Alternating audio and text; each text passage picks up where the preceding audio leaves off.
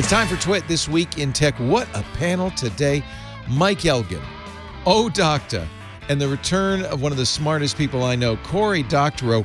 We're going to solve everything. The TikTok problem, Apple versus Epic. We'll remember Chadwick Boseman, and we'll even talk about the control pig. It's all coming up next on Twit. This Week in Tech comes to you from Twit's LastPass studio. Securing every access point in your company does not have to be a challenge. LastPass unifies access and authentication to make securing your employees simple and secure, even when they're working remotely. Check out lastpass.com/twit to learn more. Podcasts you love. From people you trust. This is Twit.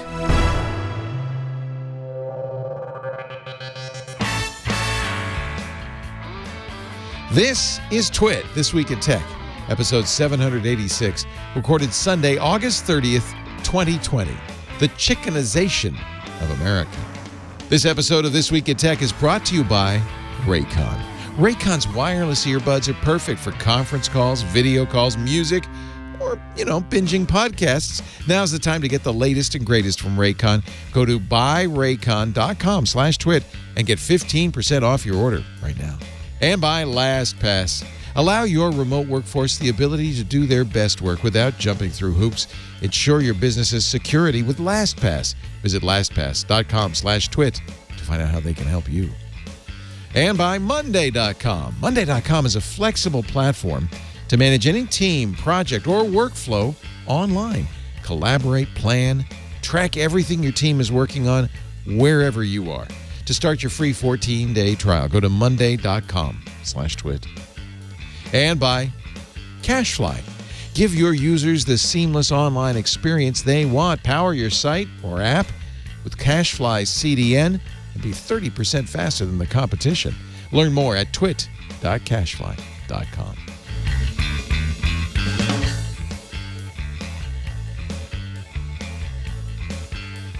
It's time for Twit This Week in Tech, the show where we cover the week's tech news with the smartest people I can round up on short notice. We got actually a really good panel today. I'm very excited to say hello to my good dear friend Mike Elgan from Elgan.com. Hello. Used to be peripatetic.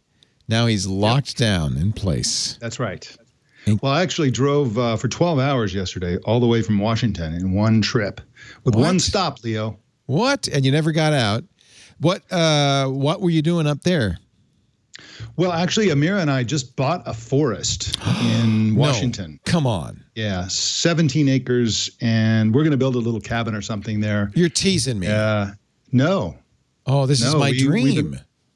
We've been working on it for like 6 months. We found the perfect piece of land, and we've just been sort of hiking through it. Oh, wait till I tell Lisa that you're doing that, because this is our dream has been, because basically the state is burning around us, and we thought maybe it's time to leave. Maybe there's it was shocking, Leo. The smoke went all the way to north of halfway up Oregon. Wow. And the California smoke is just blanketing the entire everywhere area. But by the time we got to Portland, it was like really nice air quality. I might be visiting your forest. Please do. We're going to build a little cabin, and we'll, you and Lisa up there, and we'll barbecue things. Are you going to have forest actually internet, electricity, running water? What are you going to have? I do have mobile broadband connectivity, but I'm counting on Starlink. I'm counting on you. Me too. On Musk. Me too. Yeah, I can't wait for that. Yeah, if Elon Musk is going to ruin the world, at least he can do it to our benefit. Yeah, exactly. Thank you, Mike Elgan. Also with us, and JJ Stone. We call him OhDoctah because he's been writing scripts since 1920. What is that red cross? So this is my logo, but I'm just letting Mike know that when you see this in the corner of your forest, I'm only going to take up about 1.25 acres. So just know that I'm going to stake my flag on that little corner, and I'm just going to build my little shack just to hang out with. Just so when you see this, you know it's me. You're always welcome. That's also effective when the bears come after you. Just show them that.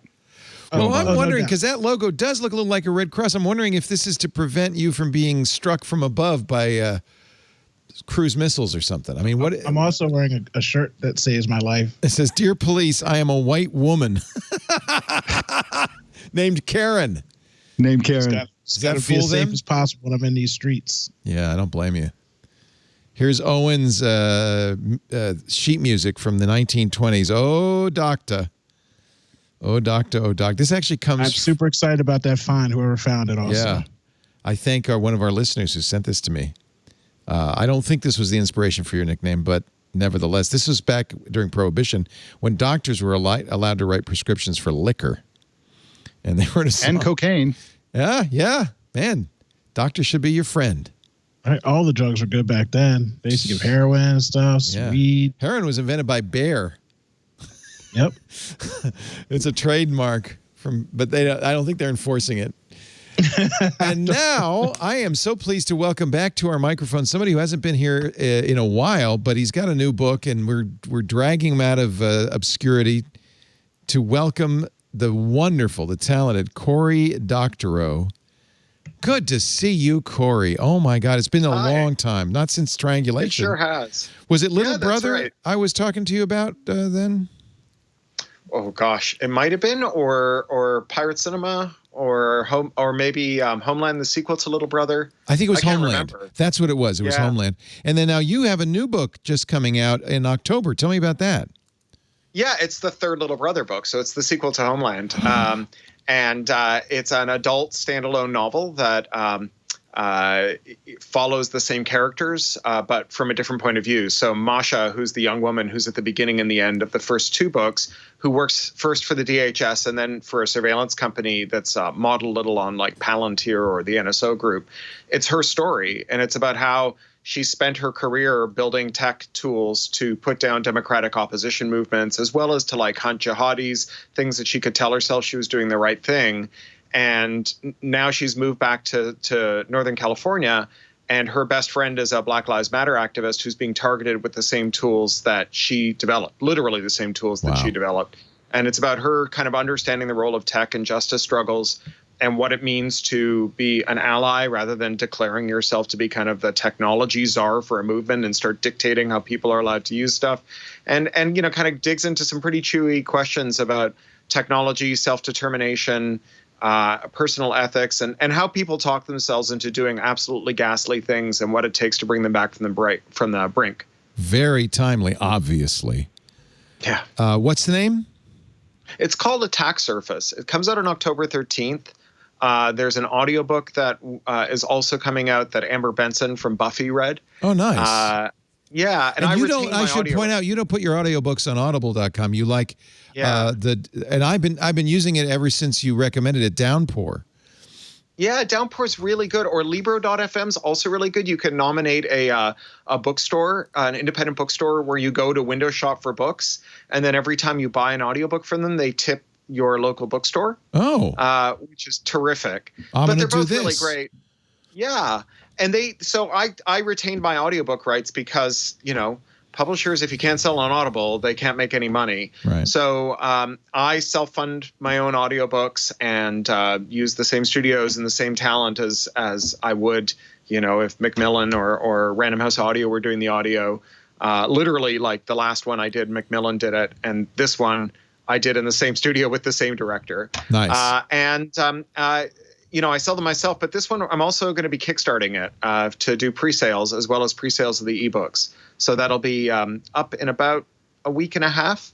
And we're really hoping to show how authors with traditional publishers can use crowdfunding platforms to make money for everybody. You know, if you buy an ebook from Kickstarter, I'm the retailer. I get the 30% Amazon would normally get. But then my publisher gets the rest. They give me 25% back as a royalty. My agent gets his share.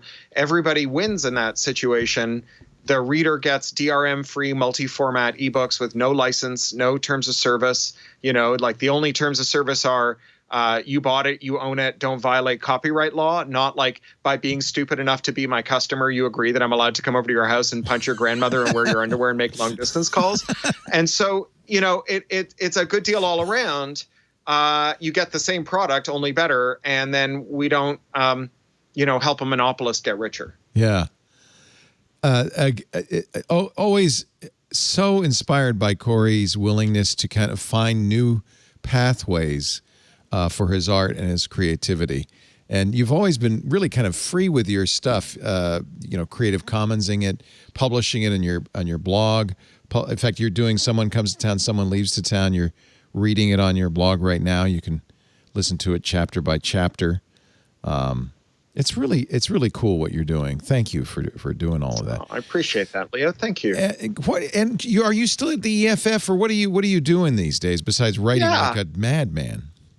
So my title is Special Consultant to EFF. The major project I work on right now is competition. It's a new area for us, but one that's become a lot more urgent. A lot of the issues that we work on really boil down to competition issues.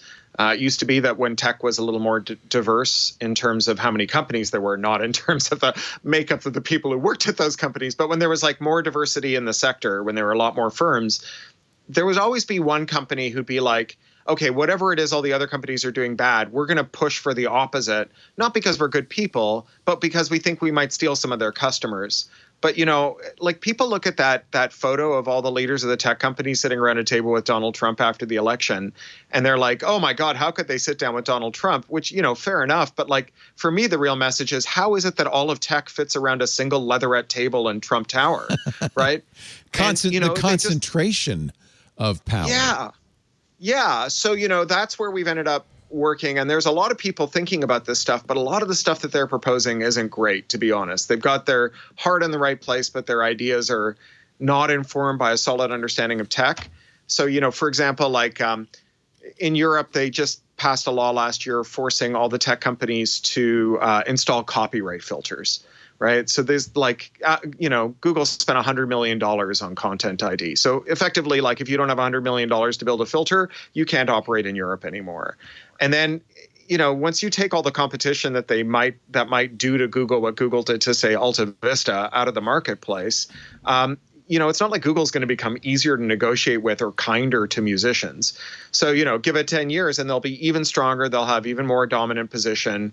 The copyright filters will be taking down more innocent speech, dolphins caught in the tuna net, and musicians will still be getting a rawer deal. So, the work that we're doing is about what a pro-competitive agenda for tech looks like that doesn't just cement their dominance, but actually make space for cooperatives, nonprofits, nascent local competitors, SMEs, to have a big weird web again, not just 5 giant websites filled with screenshots of the other 4. And, that looks like stuff like interoperability mandates, where you force companies to open up APIs, and also reform to laws that get in the way of other kinds of interoperability, like the DMCA and the Computer Fraud and Abuse Act. So if you want to plug something new into something that exists, right, the way that Apple did when they reverse engineered the Microsoft Office suite and made iWork, if you wanted to do that with iTunes and you reverse engineered the iTunes file format and made a player that could play the iTunes proprietary files, they would sue you and probably swear out a criminal complaint against you under the DMCA. So, just restoring the kind of interoperability that used to be the source of dynamism in the industry, where people would, rudely shoulder their way into markets rather than begging the incumbents for permission. We call it competitive compatibility, right? Adding compatibility without asking the companies for permission first. And so, we're working on that in a number of different fora. Working on things like blanket licenses for music rather than negotiated licenses, because right now, Facebook, Google, Spotify, they can go out and get licenses for all the music, but a small competitor can't. And all that means is that there is less negotiating leverage for the musicians. And so, building a system that works a lot more like a nightclub, where one DJ doesn't get the exclusive right to play the top 40 signals, which means that no one club can become the only place where popular music is played and start to squeeze the musicians in order to guarantee play. We want to expand that into the digital realm so that we can have the same kind of competition and not allow these companies that don't really add anything to the music to serve as gatekeepers to it. It's a challenge, because while I think anybody paying attention can probably think of clever ways to make the world a better place these days, and it's pretty easy to pinpoint the fractures in the world and where things are going wrong. It's a lot harder to think of a way to actually implement this stuff. Do you spend energy on that? Because, well, oh, yeah. And by the way, I want to recommend people read, your post went up this week on 10 on Medium, 10.medium.com, How to Destroy Surveillance Capitalism, which is it's a prescription in effect for how to fix this issue. And it's easy for us to see that the dominance of a handful of companies is a problem. It's a lot harder to think of how you fix that. They're not going to go easily. Our government, at least in the United States, is run by money. So, of course, the biggest companies, in fact, that's Larry Lessig, remember, very much wanted to eliminate DRM, but he realized that's never going to happen unless you change how political financing works. So he changed his goals. He said, well, first we got to fix money, the problem of money in government. So there's another copyright scholar, colleague of Larry's, a guy named James Boyle from Duke University, who has a really good riff about this, which is that before the term ecology was coined, there were people who cared about like owls and people who cared about the ozone layer. And while they didn't like hate each other, they didn't really see themselves as fighting in the same fight. They were issue-based campaigners. And the term ecology said that, like, yes, you're interested in owls and I'm interested in the ozone layer, but what we're both fighting for is ecology. And it took, 1,000 different issues and turned it into a movement with 1,000 ways in. And movements get stuff done. And so in terms of monopoly and like its opposite, pluralism, which is why, these days I'm at pluralistic.net, in terms of monopoly, there are people who are really worried about monopoly even if they don't care about tech. And they don't know it, but they're all on the same side. Like, I take off my glasses and it says made in Italy because they're Oliver Peoples glasses. And Oliver Peoples is a subsidiary of a company called OhDoctah, which has bought every single eyewear brand you've ever heard of, as well as LensCrafters, Target Optical, Sears Optical, the major lens manufacturer, and the major insurer. Sunglass Hut. Yeah, they own Oakley. They own Versace. They own every brand you've ever heard of. They've raised prices 1,000% in 10 years. If you need prescription glasses, you care about monopoly, even if you don't know it yet. And then, people who watch John Oliver, they know that it is really like the frog in the boiling water because, I pay $700 for my glasses now when I only paid $150 10 years ago. But it kind of went up gradually, so I didn't really notice. And I certainly didn't know it was Luxottica's fault. But there's a lot of people who have more urgent causes, right? Like if you're a pro wrestling fan, then you might have noticed in the last couple of years that all the wrestlers you love are begging on GoFundMe for money to pay their medical bills so they can die with dignity in their 50s from their work-related injuries. And it's because Vince McMahon bought all the other wrestling leagues. Right. There used to be 30. Now there's one. He's reframed all of his workers as contractors, and he took away their health insurance. Yeah. And so wrestling fans also have common cause. And it's like ozone layer and owls, right? There were people who cared about the ozone layer. They didn't really understand what was going on with the owls. They knew that there was something really bad going on with the ozone layer. And when they heard about the owls, they're like, that's really alarming, but I'm focused on the ozone layer. And it wasn't until we got into ecology rather than issues that people were able to say, we're all fighting for the same thing. And even though the way I'm fighting for it is by working on the ozone layer, I'm going to support the ecology movement per se. And we are on the brink of people who are worried about, concentration in meat packing. All of a sudden, that became pretty salient this year, right? As slaughterhouses also became charnel houses, where meat packers were dying and sickening due to massive concentration in the sector that allows them to treat their workers really badly. Chicken farmers have some of the highest suicide rate in the country. It's because there's only 3 major chicken packers left, and there's a process that they use called chickenization for their labor force, where the farmers are technically independent workers, but they have to buy the coop that Purdue tells them to buy. They have to buy the feed. They have to use the medicine. They have to put the chickens on the lighting schedule that Purdue specifies. And then Purdue tells them how much they're going to pay at the very end. And they get to calculate it so it's just enough to keep them growing chickens, but not enough to let them go ahead. And if that sounds familiar, it's because it's the same thing that Uber drivers have to deal with. So every sector is facing this kind of both monopoly and monopsony, where you have a buyer who's concentrated all the power among their suppliers, and you also have a seller who's concentrated all the power among the consumers. And it's like an hourglass, and there are these people who are manning the pinch between the two bulbs. And, we like to think that those of us on this side of the bulb have nothing in common with those of us on that side of the bulb. It's not true. We're all on the same side. We're on the side of people who want to get rid of the people in the middle running the pinch. And this is how we got trust busting, 100 years ago. This is how we got the New Deal, is that people woke up one day and they said, Standard Oil is the same problem as the Rail Trust, is the same problem as the Electricity Trust, is the same problem as AT&T, is the same problem as A&P. And they got together and they made common cause. And, we're coming to that moment again, or at least that's how I think we can find our way out of it. Cory, I think if you successfully unite all of these causes into a single cause, we should retain chickenization as the word that describes what happens to the victims. I totally agree. I learned that word from a Zephyr Teachout book that just came out called Break 'em Up, but she got it from someone else, and I forget who it is, someone who wrote a big expose on the meatpacking industry.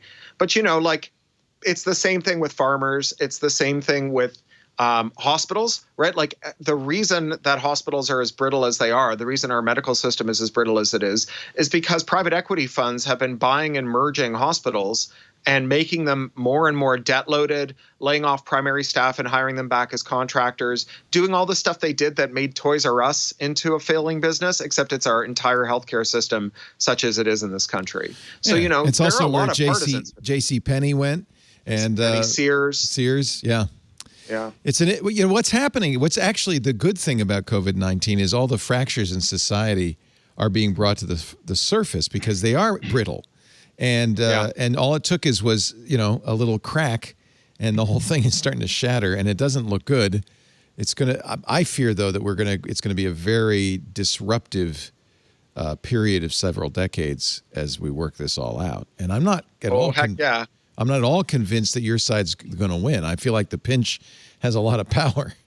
And it's interesting how you bring up the word ecology because the other thing that they do is they change the language.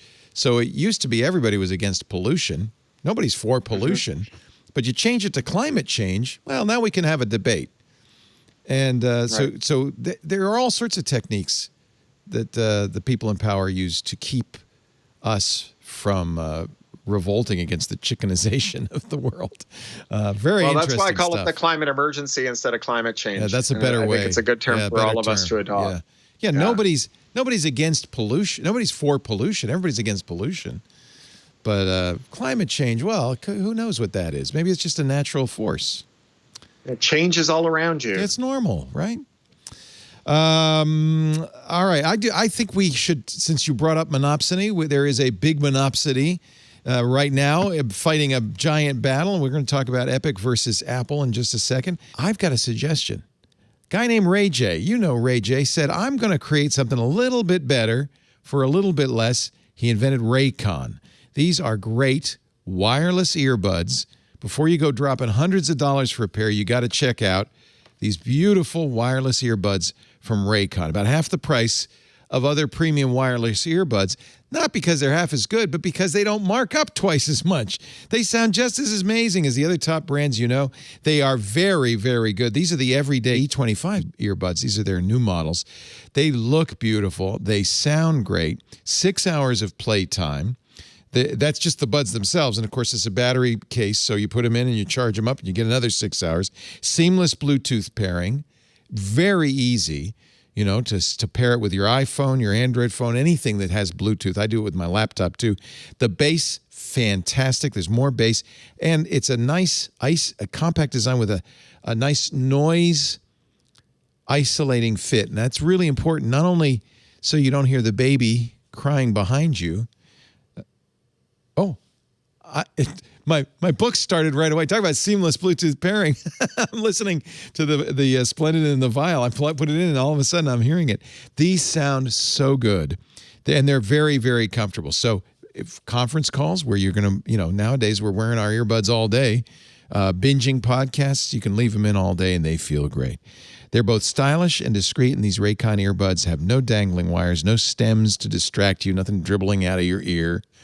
The company, not only founded by Ray J, but beloved by many of his friends, Snoop Dogg, Brandy, Rich the Kid, Mike Tyson loves them, Melissa Etheridge uses them, J.R. Smith.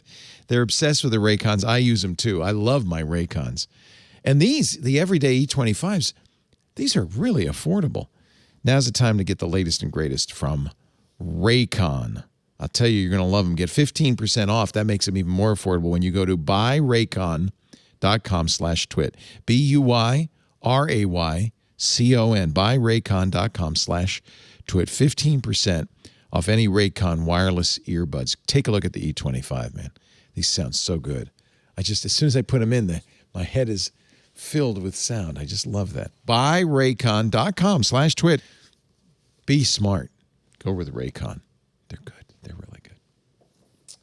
Apple versus Epic. The battle rages on. Epic, of course, the creators of Fortnite, a free game. You will not find an update.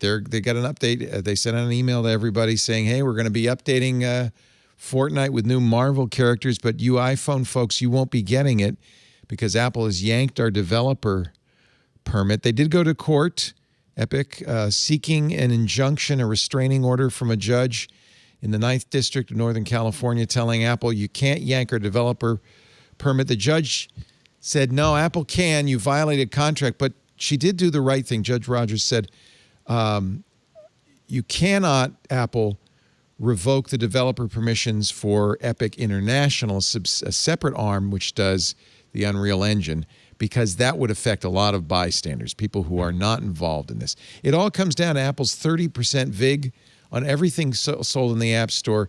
This is one I don't know. I'll be honest. I've heard the debate from both sides over and over again. I don't know where I come down on this. And on the one hand, Apple has created an environment everybody wants to be a part of. If you were in a Best Buy selling software, you were giving them a lot more than 30%. That's kind of the norm for distribution. On the other hand, if you're not in the App Store on the iPhone, you can't be installed on the iPhone. So in that respect, that's a monopsony. Apple controls all the buyers. I don't know. I think the problem is that I think it's the app developers themselves who grant Apple the monopsony. And often are happy, right, to do it. Well,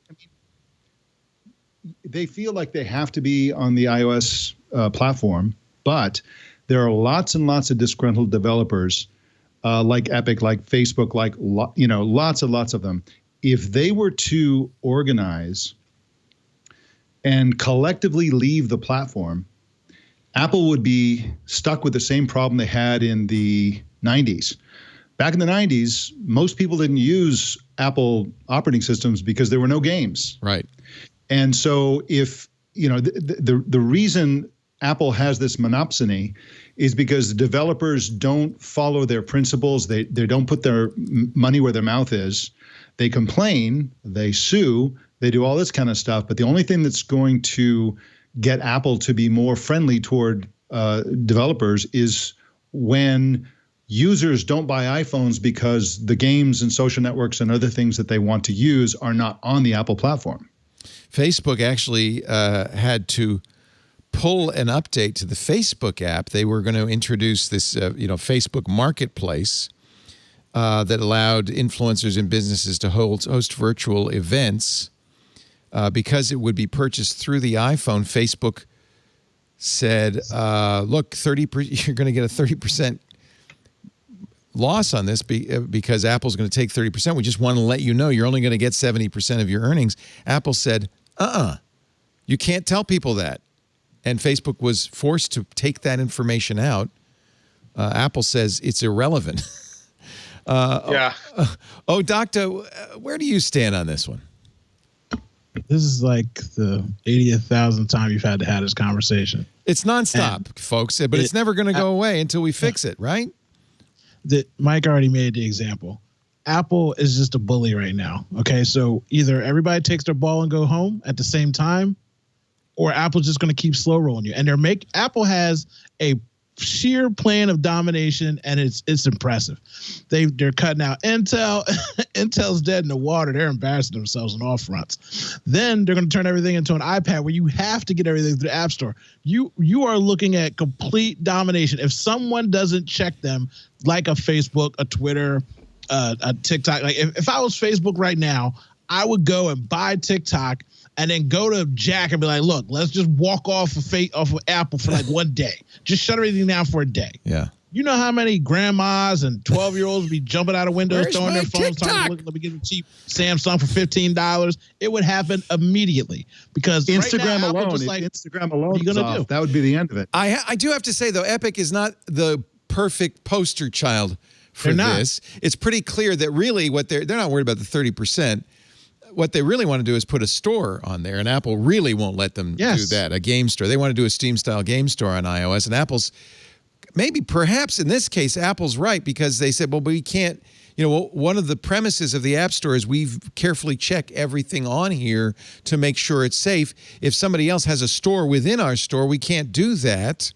So that, if Apple's aware of this strategy, maybe they're reasonable. Of course, Apple then twists the knife because all week long they're promoting a Fortnite competitor, PUBG,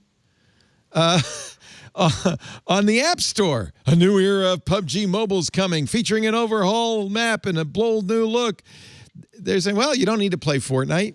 You can play PlayerUnknown's Battleground. It's still a battle royale. All right, Cory, you have to help me because I cannot figure it out. I don't know whose side I'm on here. Both sides seem to be, working the angles a little bit here. It's clear Epic planned this. They had a movie, a woman throwing her unicorn hammer through the Apple screen and all of that stuff.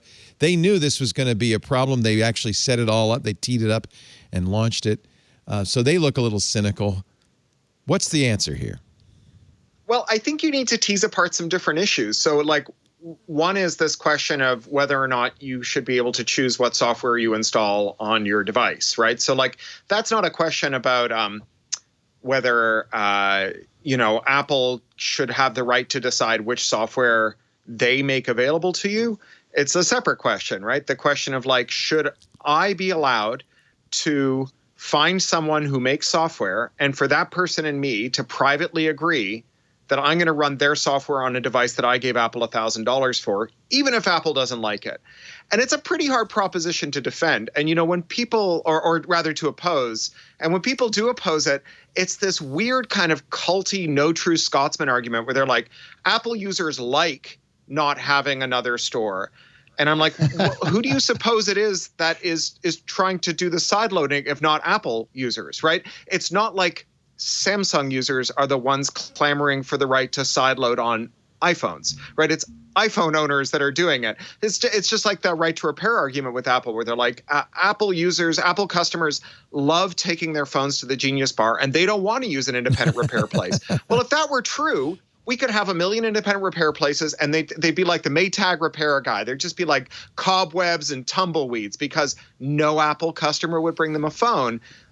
What they're saying is, if you are the kind of Apple customer who wants to bring your phone to an independent store, you're doing it wrong, and I don't count you as an actual Apple customer. And that's not how private property works, right? So Google, well, just to be clear, go ahead, Mike. Oh, sorry. Just to be clear about what this means, and you got it exactly right, that you pull the thread out of the sweater and you end up with that bare fact. Apple is both a monopoly and a monopsony. Right. That's why they're so successful. So this is the dynamic that makes them a monopoly. Nobody can install another operating system on their phones. They have they have the most perfect monopoly in history on Apple hardware, on all of their devices. Or even a store. Even an alternate store. Right. Right? Yeah, Yes. That's the thing. Right. And, Apple has this argument that we use this power that we've accrued to ourselves wisely, right? We only use it to make sure that bad things aren't in there and only good things are in there. And we know that, on the one hand, they just sometimes make bad judgments. So we could remember when they pulled a dictionary because it had swear words, the years they spent blocking apps that told you whenever an American drone killed a civilian overseas. The time they blocked an app or a book rather by Seth Godin because it had a link to Amazon in the book. It was a book about how to do digital publishing, and it linked to Amazon. So sometimes their judgment isn't very good, and one of the things that helps people have better judgment is the risk that if they make bad judgment, people might go somewhere else, right? That is a thing that disciplines our conduct. It's like anyone who's ever raised a kid with a partner knows that sometimes if they don't like your answer, they'll go and ask your wife or husband or partner for a different answer. It's called splitting, yeah. Yeah. Apple's like the Chinese Communist Party. They say that our censorship protects you from pornography, terrorism, and democracy. Well, and Winnie the Pooh. It's actually it's sharper than that, because when the Chinese government ordered Apple to use that power that they'd accrued to themselves to remove all working VPNs from the App Store so that the Chinese government could spy on their own people, at a moment in which they had just put 1 million Uyghurs in concentration camps and a human rights tribunal had upheld the conclusion that they were arresting Falun Gong members to harvest their organs, Apple did it, right? So Apple's statement that we only use this power to keep you safe is not true. And they demanded 30% on the organ sales. Yeah, exactly. Yeah, 30% of a kidney. So, it's like we only do this to keep you safe or to make ourselves money. Sometimes making ourselves money and keeping you safe is on the same side. But when it's not, we're going to take the money deal. And, I have to point out, though, that Google does offer side loads on Android. Mm-hmm. Tim Sweeney, when they first put Fortnite on Android, said, all right, well, we don't want to give them 30% of our downloadable content revenue, so we're going to make you sideload it. And instantly there was a problem. There was malware on, there was a malicious download instead of the actual download. They fixed that. After a while, Epic said, yeah, you know what? It's better in the Google Play Store, so we're going to put it in the Google Play Store. Now, that hasn't stopped Epic from also suing Google over the 30% VIG they take on the store. So they have the same problem with Google, and Google allows what you just said Apple should allow. So, yeah, remember when I said this is multiple issues. So one is this idea about whether you as the owner of a device should be allowed to decide what to do with it, even if the manufacturer doesn't like it. And it's a pretty hard push to say, no, you should really arrange your affairs to benefit shareholders, right? Not yourself. You right. owe it to HP to only buy first-party ink, right? You should only use Keurig K-Cup cups in your K-Cup coffee machine. It's consumer hostile. It's customer hostile. It's stupid, right? And it's offensive. And then there's a separate legal question, which is very closely related, which is Section 12.1 of the Digital Millennium Copyright Act, which is a law that makes it a felony to provide a tool to jailbreak DRM. And it makes it a felony punishable by a 5-year prison sentence and a $500,000 fine. And it does so even when there's no copyright infringement. And so this is where you start to see how this attitude of wanting to chickenize your customers and the law start to come together, because lots of vendors have figured out that if you design a device so that using it in ways that displease shareholders requires that you bypass DRM, then you can have felony contempt of business model, right? Like doing a thing the shareholders don't like. In order to do it, you have to break the DRM. To break the DRM, you commit a crime. Therefore, displeasing the shareholders is a crime. And that's why you see like Abbott Labs going after glucose monitors that people with diabetes use to make a closed loop with their insulin pumps. So that they can automatically dose themselves with insulin. And Abbott Labs is like, you have to use our solution for that. You can't use your solution. And of course, their solution requires that you buy their insulin pump too. They're like chickenizing your organs, right? and it's how you see Medtronic doing this with ventilators, right? There's hundreds of broken ventilators. There's a massive ventilator shortage. They use DRM that prevents you from taking a working screen from a dead ventilator and putting it in a working ventilator with a dead screen. You need a little tool that synchronizes the two of them. It just does a key handshake. And they won't make that tool available to independent repair people to just buy junk ones on eBay, fix them, and get them into hospitals to save people's lives. And right now, the way that those technicians do that job is there's a guy in Poland who did a Medtronic training course where they gave him a key generator, which he never gave back. He embeds it in hardware and puts it in like old guitar pedals and mails them to U.S. technicians so that they can fix ventilators and get them back in the market, right? God. A kind of de-chickenization process. It's a de-chickenization involving guitar pedals. Speaking as a cyberpunk author, it wasn't a suggestion, people. It was a warning, right? So that's the second issue, right? Like that Apple is abusing this, that they developed the mechanism for abusing it. They perfected it, and it has spread. It's an epidemic in every industry now. It's what's in tractors and cars, coffee makers, everything. But people put up with it. We're happy about it. Why is that? Well, I don't think we are happy with it, or people wouldn't be trying to fix their ventilators. Yeah. The same people who are benefiting from this, the shareholders, the companies, et cetera, are the ones who buy government, and the government are the ones who make the rules. And if you look at even the regulatory regime within the U.S. government, it's all packed with current or former members of the industries they're supposed to be regulating. So it all boils down to money and politics. That's where this originates. Yep. It doesn't matter if the public likes it or doesn't like it. What matters is that the people who make the rules depend on the people who benefit from this kind of chickenization. Although I'm going to put myself in the role of the common man here because it's just too overwhelming. There's so many. We live in a world of crap. Maybe that's why your site is called Crap Hound, Cory. I don't know, but we live in a world of crap. I just want to live my life. I don't want to. It's too hard to fix all this. I just got to suffer with it. And so, do you think people now need to stand up and get rid of their iPhones and? No, I don't think boycotts, I don't think you can shop your way out of monopoly capitalism, right? That's kind of in the nature of things, right? It's kind of like saying, well, you don't have much of a choice. I mean, I bought the Pine Linux phone, but that's not really a good alternative. No, your alternative is not an individual action. The individual action that you need to take is to join a group that agitates for change, right? You need to, the question of market concentration is really on a lot of people's radar right now. This is like the most it's been since the Reagan era that people have been talking about this. Even the right is talking about, it feels whole, like it feels Tucker like Carlson being.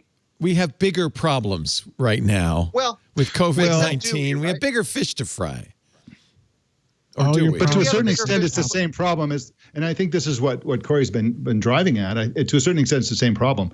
I mean, if you want to get to a core cause, it's money and politics. If the people in Congress actually reflected the interests of their constituents, I heard one comedian joke that maybe the American public should hire a lobbyist so they'd be represented in Congress. Just take the money out of politics, and suddenly getting elected would require that you do what your constituents want you to do. That would be like an example of something that would help you with the environment, with the chickenization process, with all of this stuff. But that's a core issue that we could do. It's just simply voting for candidates who are calling for the removal of money in politics. Yeah. So I heard OhDoctah a couple of times trying to break in there. I want to make sure. Go ahead, OhDoctah. Yeah. So, I mean, I really don't care about this conversation, honestly. It's a moot point. It's two things. Just the money in politics and then term limits. I've got people in here telling me that they're going to save me from Donald Trump, and they've been in office for 40 years. You didn't save me from Bush. You didn't save me with Bill Clinton. You didn't save me with Bush Jr. Sr. Like, it's all the same cesspool. So you got money, right? So take money out and you say, look, here, you get $500 to go run your campaign. Then I have to sit here and watch you on YouTube every 5 seconds begging me for 5 cents change. You have your stipend of money that you're allowed to do, and you're allowed to have a 6 or 8 year run, and that's it. You can't do it anymore, because what happens is they're in there for 40 years, and by chance you get one of them out, then they just go work at the company that's going to come back and lobby the next guy and then get him to take the money, because you said, oh, well, I came in, I don't need the money. Yeah, you do. Watch. I'm going to go out here. I'm going to come back, and I'm going to give you $100,000. You're going to be like, oh, wow, for free? Just to sign the thing? Oh, okay, cool. So you need term limits and your money out. But guess what? The insane asylum is run by insane people, and they're not going to put themselves back in the cell. So enjoy the conversation. Well, look, I mean, I have to believe that it's possible for us to have good governance, right? Like the fact that we're not all dead of listeria, and that our roof didn't fall in on us today, and that our anti-lock braking works, means that we can actually have a regulatory conversation about a technical question and come to an answer that is good, right? And we were talking about patent medicine before the show, right? Before the FDA started to regulate medicine, people died all the time from taking crank remedies. It wasn't all just like, hey, this is cocaine and a suspension of whiskey, go nuts. It was like, this is cocaine, mercury, and arsenic and a suspension of whiskey. Why don't you give it to your children, right? And we used to, there was a long run where the FDA had some bad calls, but mostly did the right thing. But, as the industry got a lot more concentrated, as, the number of pharma companies dwindled and the amount of power they had, eventually you got stuff like the Sackler family cooking, obviously bogus research about the safety of opioids to help market OxyContin, co-opting their regulators, kicking off an opioid epidemic that killed more Americans than the Vietnam War, and, who walked away from it richer than the Rockefellers, literally richer than the Rockefellers. So something did change, right? And it wasn't just that there was clearly there's more money in politics, especially post Citizens United. But Citizens United arose out of a world in which there was more concentrated industry, right? Like, it's when industry is concentrated, you have monopolies. Monopolies extract monopoly profits. Monopoly profits allow you to pay your shareholders and still have enough left over to bribe lawmakers. Industries that are running a marginal business don't have leftovers to spend on regulatory entrepreneurship because they're trying to scratch out a better living relative to their competitors. So is that where we stop to break down the concentration? Ronald Reagan, it was like his signature initiative was that he brought in this guy, Robert Bork. He was a disgraced Nixon lawyer. You may have heard the phrase, "I got borked." Yep. That comes from Bork being denied a seat on the Supreme Court because of his complicity with Nixon. The Senate wouldn't confirm him. And Bork was speaking as a professional fantasy writer, Bork was a fantasist. He made up this fake history of how antitrust law was intended to be operated in America, even though the people who actually wrote the statute had debates that got written down where they were like, this is what we mean by this. And what he said is that the only time we should ever use antitrust law is when a company that does something anti-competitive then immediately raises prices and everything else is fair game. And Bork had deep-pocketed financial backers who are now way richer as a result of that and who continue to get richer every year since. And every president since Reagan has made our antitrust enforcement weaker. And, it has become to the point now where you even have people who are the traditional allies of that thinking, like Nazis like Tucker Carlson, who are like, why can't Nazis like me get a fair hearing on social media? The industry's too concentrated. We need to break them up. And I'm not saying first they came for the Nazis and I wasn't a Nazi, so I did nothing. I'm saying first they came for the trans activists and the pipeline activists and the Black Lives Matter activists and all of the other people who I agree with who've been deplatformed from the big social media platforms for forever, and we did nothing. Now they're deplatforming Nazis too. It's not time to start cheering. It's time to start saying, all right, finally, let's figure out how to take the power away. Because the problem with Mark Zuckerberg is not merely that he's uniquely unqualified to be in charge of the social lives of 2.6 billion people. It's that nobody is qualified to be in charge of the social lives of 2.6 billion people. Especially Mark Zuckerberg, and this brings it. But back especially to Mark Zuckerberg. Yeah. This is the frustrating thing about all these things. We talked about money and politics being, eroding our democracy or sort of being an end run around our democracy. In fact, we do have a very well functioning democracy, and that's why everybody's going after the worldview of voters, right? That's why the Russians and the haters and the people who want to get rich by exploiting the public, they're all going after the social media fake news disinformation thing because they know that actually the people of the United States in this democracy do have the power. So let's warp their worldview so that they toe the line in the way that we want them to. And it's very frustrating. And I think Mark Zuckerberg, that's a perfect example of why Mark Zuckerberg is not qualified to run Facebook. Forget about the world, just in the United States itself, the damage he's done to the public discourse of this country is immeasurable. I think that's pretty clear, although there's also a case to be made that, for instance, the George Floyd video first surfaced on Facebook, that these platforms have given a voice to Black Lives Matter, to this Arab Spring, that they're, by eliminating the gatekeepers, there has been some value as well. Should we ignore that, or how do we? The problem isn't it's like with the iPhone, right? The problem with the iPhone isn't that there's an easy way to install software or even an easy way to nominate someone you trust to sort good software from bad software. The problem is that you don't have agency to change your decision if those people start to act badly, right? That it's a system that only works well. It fails really, really badly.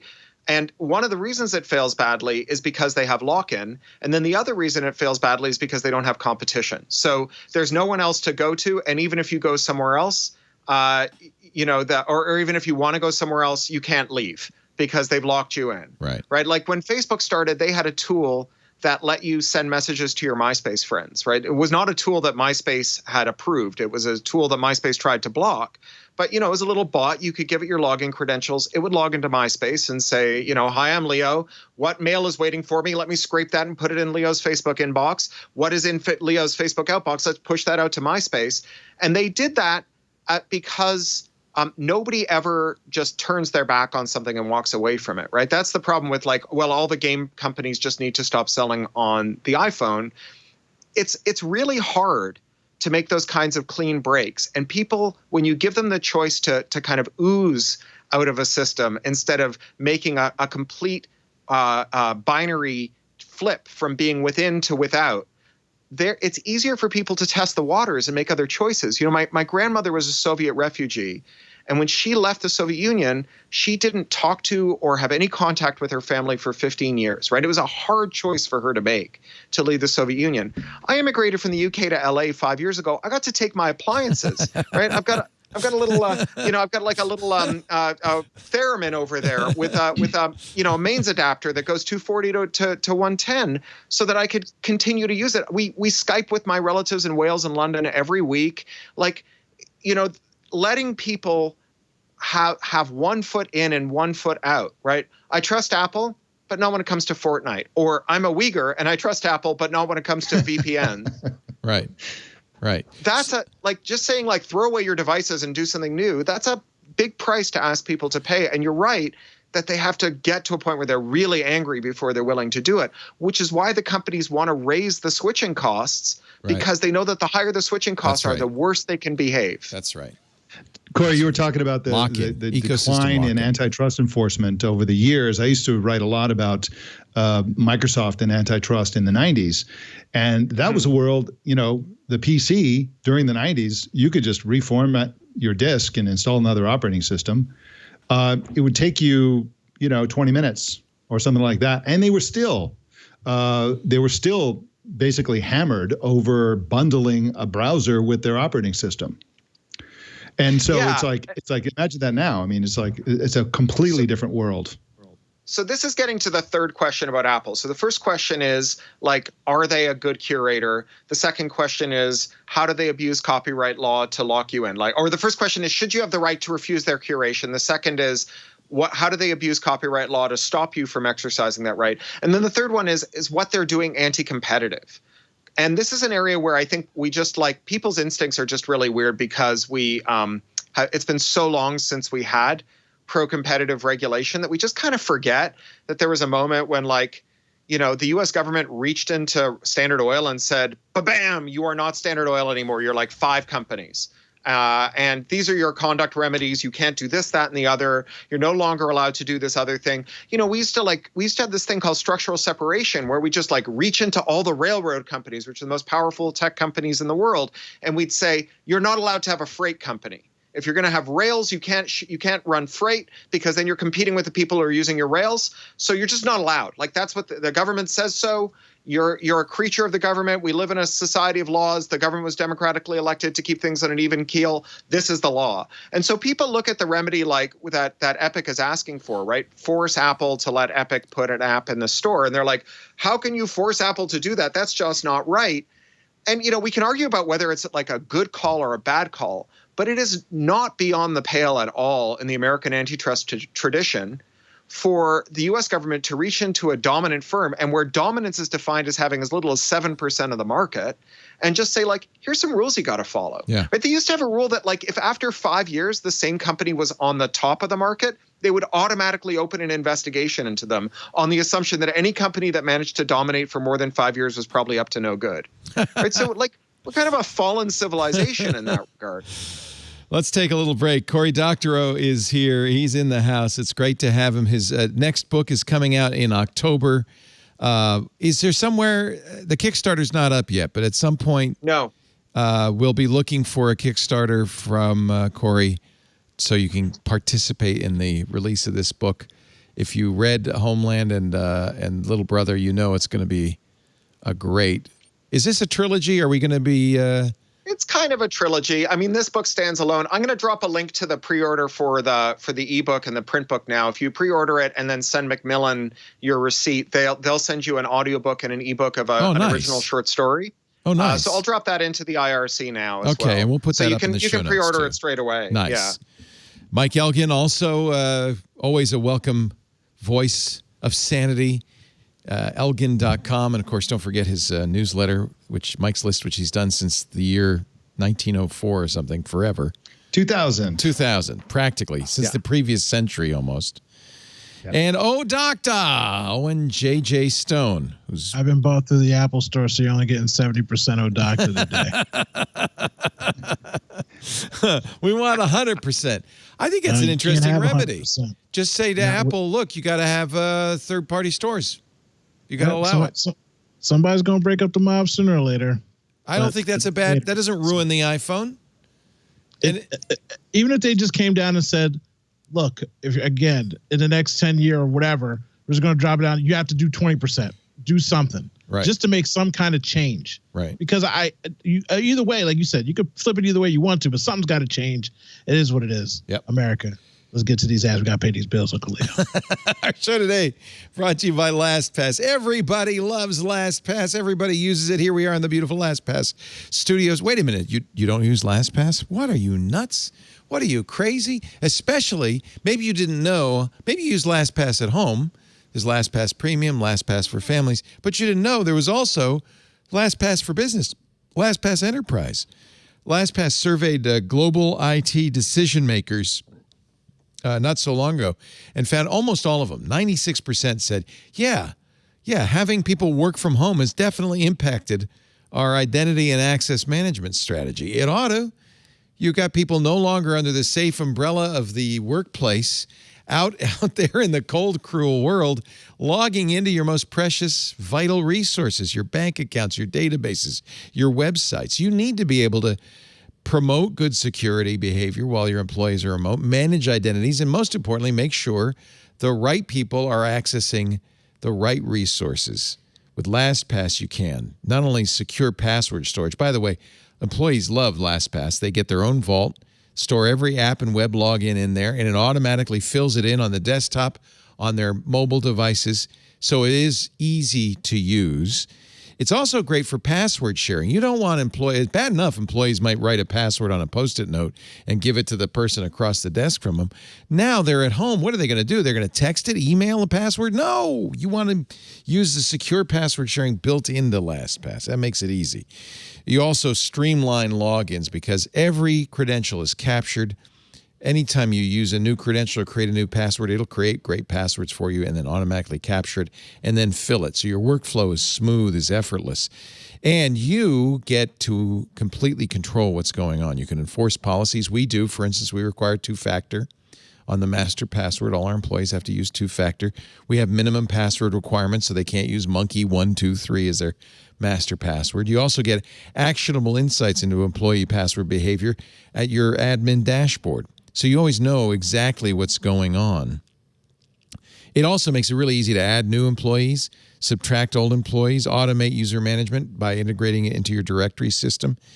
And it's nice to know that as long as user identities are centrally and securely managed, you can ensure that the correct employee is doing the right thing and has the right access, and you know exactly from where. Their solutions help businesses improve the employee experience and safeguard from cyber threats. Doesn't have to be one or the other. Convenience and security, both are possible with LastPass. That's why we use it here at TWiT, both at home and at the office. Let your remote workforce focus on their work without compromising your business security. Secure your remote workforce with LastPass.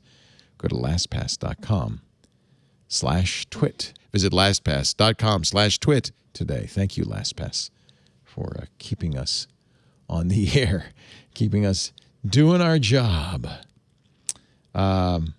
So sad to see I just want to make a little program note. The passing of Chadwick Boseman, who was really an incredible actor. And the chat room just told me that ABC tonight at 8 p.m. Eastern will be broadcasting Black Panther in its entirety uninterrupted. So that's awesome. That's awesome. No, Uncle Leo. Anybody who's watching this show, anybody who's listening to this show, just know that you're not doing anything important in your life. Just know that you should be working a little bit harder in your life. This man had cancer for 4 years, didn't say anything to anybody, put himself in top physical condition, banged out movie after movie after movie. And not just movies, iconic movies, biopics where he's having to take on somebody else's life and their image. And he did it with a smile on his face. He did it with joy in his heart. He went out here and shook hands and had to deal with people Wakanda and him forever into the ground. He still kept a smile on his face. He praised God. He praised his coworkers. He did a lot for the culture and people not of his culture. And this guy did that with cancer and didn't cry, complain, say a word to anybody. So I know for a fact that you're not doing enough. I'm not doing enough. I know I felt sad. I don't care about celebrities passing, but that man, that broke my heart. So I just know that I should be doing 3 times more than what I'm doing right now. Because if he could do all that and not complain, we could all do a little bit more. Let me play a little clip. This is Chadwick Boseman, and we didn't know at the time that he was very ill with colon cancer as he spoke these words. Ian and Taylor, who recently passed from cancer, and throughout our filming, I was communicating with them, knowing that they were both terminal. And what they said to me is, and their parents said, they're trying to hold on till this movie comes. And to a certain degree, you hear them say that and you're like, wow, that's like, I gotta get up and go to the gym. I gotta get up and go to work. You know, I got to learn these lines. I got to work on this accent.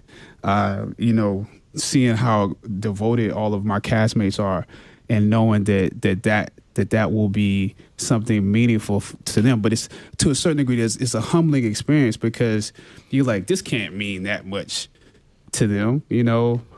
But seeing how the world has taken this on, seeing how the movement is, how it's taken on a life of its own, I realized that they anticipated something great. And I think back now to a kid and just, you know, waiting for Christmas to come, waiting for my birthday to come, waiting for a toy that I was going to get a chance to experience, or a video game. I did live life waiting for those moments. And so it put me back in the mind of being a kid, just to experience those 2 little boys' anticipation of this movie. And when I found out that they...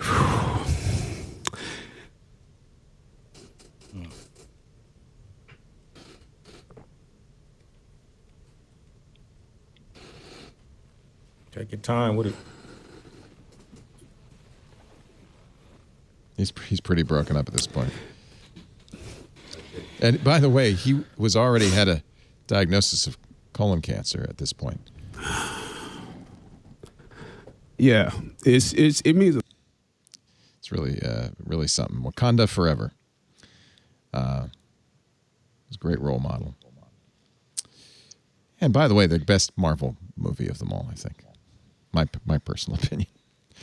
All right, let's move on to something a little more topical. Can I put a button on the Apple thing? Just one last thing here. Sure. Which is to say that hard cases make bad law. It's, you know, like almost every whistleblower I've ever seen or worked with or followed didn't have clean hands, right? Like, people don't rat out their boss or their employer just because their employer is shady. It's because their employer is shady and they got passed up for a promotion, or, you know, some other thing that made them angry. That's what gets people moving. And, you know, I see a lot of people in the chat talking about Tim Sweeney and Epic running their own game store and not doing the best things. It's fine, right? Like, we don't care. Like, if we say that we're only going to make good law and write the right kind of decisions when the people who are arguing for them have clean hands, then we're never going to get good decisions, because the people with clean hands often can't accumulate the power that it takes to run a campaign like this.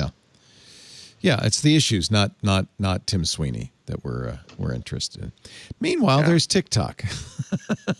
Oh, why not? Let's go there too. This is a soap opera that just keeps on giving. Microsoft is now working with Walmart on a TikTok deal.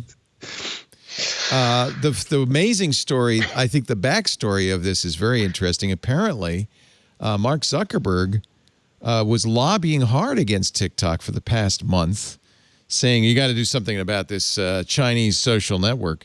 And it may well be that Zuckerberg influenced the president in his ban of TikTok more than the Department of Commerce or the Department of Defense. This is a very challenging topic because on the one hand, I think TikTok is a great creative platform for its users.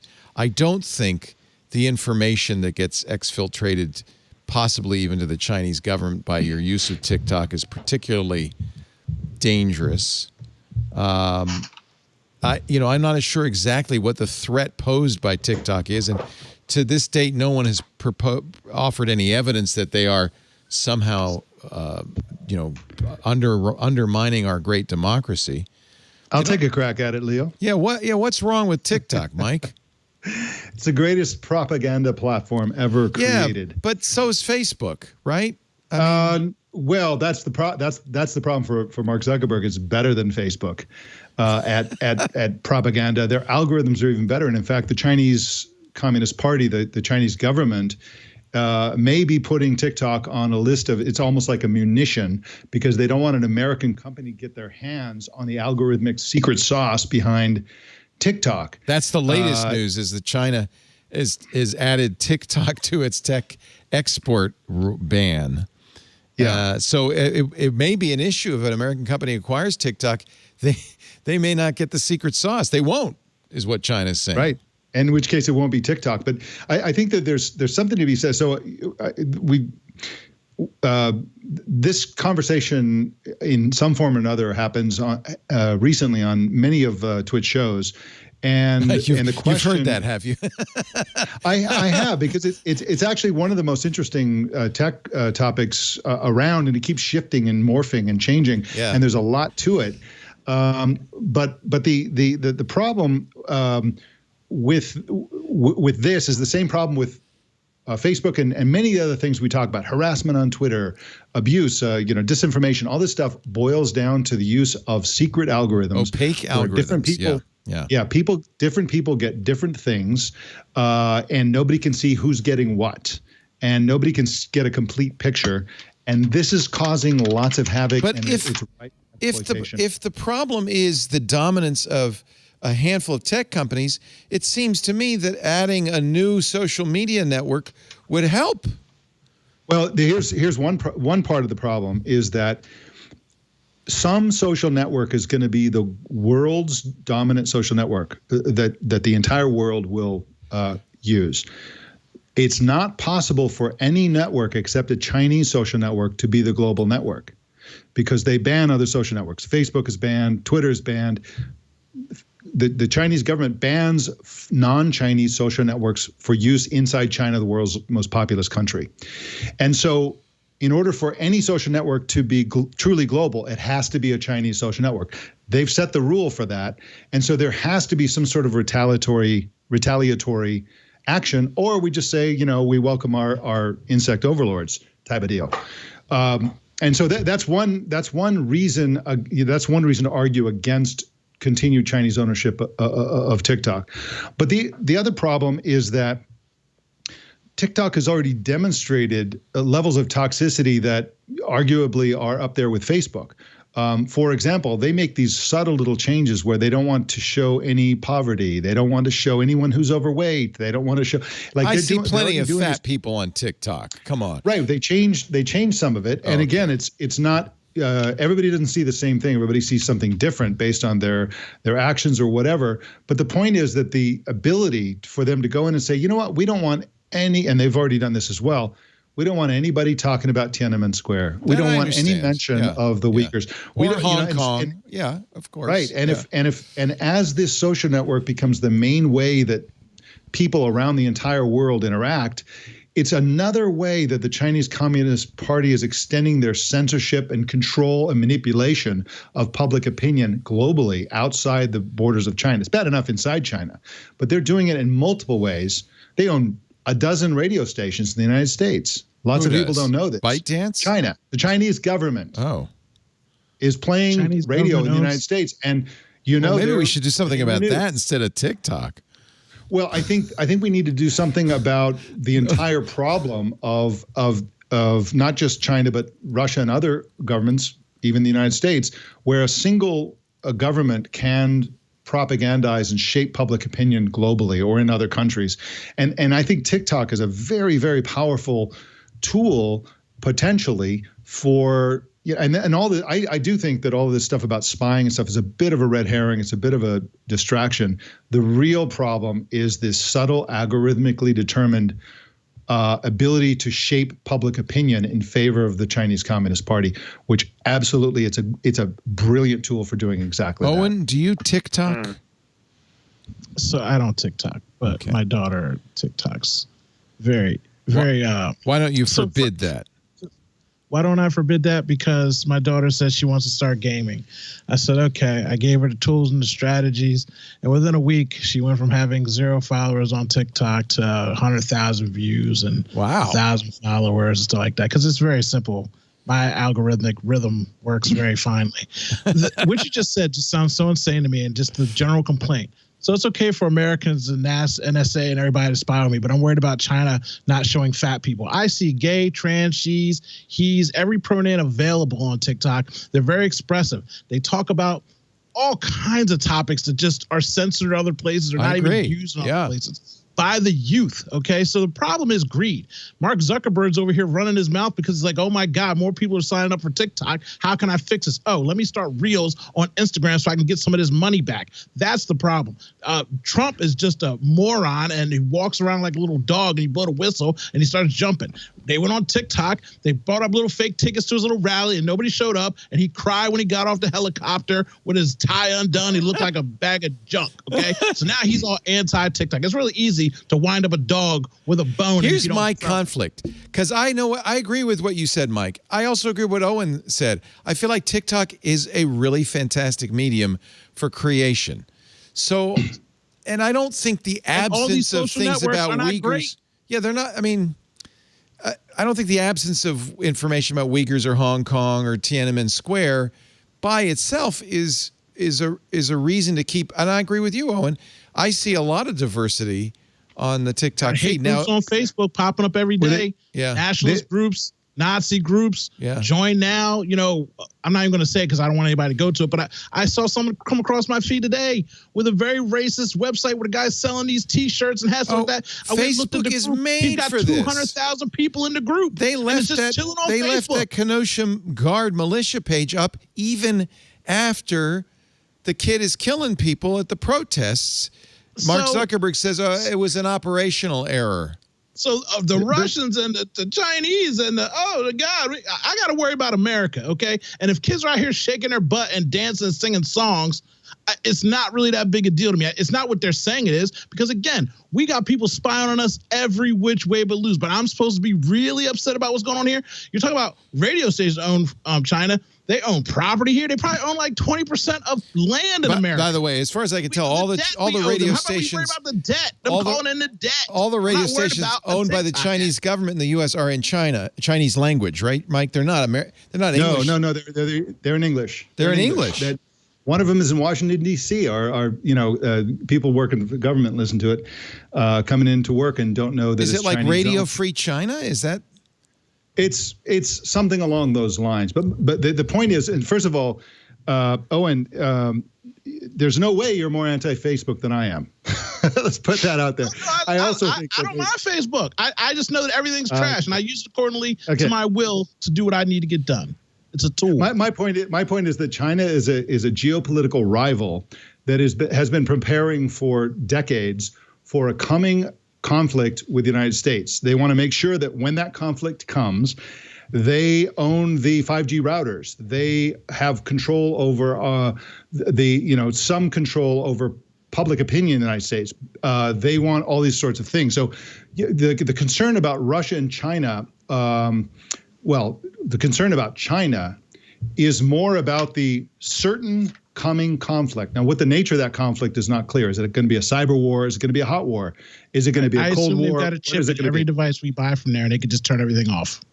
Well, everything I'm looking at on my counter right now, this keyboard, my phone, my monitor, this Rode mic, this mouse, my air conditioner, it wasn't made here in America. Now I know why Mike just bought 17 acres in Washington State for a log cabin. Yeah, it's so there are things that there are things that like you mentioned, a lot of manufacturing in China. I think that's going to change a bit. I think there's going to be a lot more in Mexico, et cetera. But even if it's not, I mean, the ability to implant chips and all that stuff is very limited, and you can find them if you look for them. Things like 5G routers and social networks like TikTok, these are areas, and we have to be really smart about this, I think, where you could throw a switch and change entirely how it works. And there's no evidence beforehand that this will happen. This is especially true of 5G routers. You could just suddenly throw a switch and suddenly every 5G router is just, grabbing terabytes of information per second and shipping back for processing and so on. So again, I'm not, I certainly don't think TikTok is worse or better than Facebook. They're both awful. And in fact, to a very large extent, TikTok's existence is a testament to Facebook's success because they spent $1 billion in advertising on Facebook. And that's where they got where they are today. Oh, that's interesting. The other part is that they follow the Facebook playbook to the letter, which is that you do all these nasty, horrible things until you get caught, then you apologize and you change. So the reason you're seeing some of the things that I said that they were blocking now on TikTok is because they got caught. And they changed it, right? Because they just want to, they need the market share before they can start really doing all this stuff. But again, my only point is that the problem with TikTok, don't let the politics confuse you. The problem with TikTok is not spying, it's information warfare, and the potential for that to work against U.S. interests. That's all. Cory Doctorow. Can I? Yeah, I wanted to jump in because I think that there are ways in which I vigorously agree with both of you and some in which I disagree. But I also think that I can suggest maybe a way through that we could all be happy with. So, Owen, I completely agree that there is not one bad thing in the world with kids doing creative stuff on TikTok. I have a 12-year-old who uses TikTok. I worry a lot about the privacy dimension, but I cannot deny that the kind of remix culture that she's doing is the stuff that I've championed for my whole professional life, and it warms my heart to see her do it. I'm also not going to say that, the parts of Facebook that work, right, the communities of people with rare diseases who lend support to one another, the people who form positive social movements there, the families that are, spread out around the world who can stay in touch that way, that there's something wrong with that. The problem is the lack of self-determination, right? It's that you can't use TikTok without having your data non-consensually harvested. And the reason for that is we don't have a federal privacy statute with a private right of action. And the reason for that is that every time it's come up, Facebook and Google have killed it. Is the California privacy... California's got a pretty good one. Yeah. Yeah. So we'll see if that actually starts to discipline it, because as we saw with California automotive laws, the whole nation changed the way that it made cars once California started changing its emissions rules. It's a big enough economy that if California says you can't do it, that might be enough. And, I also worry about things like information security, warfare, in using technological infrastructure, telecoms infrastructure.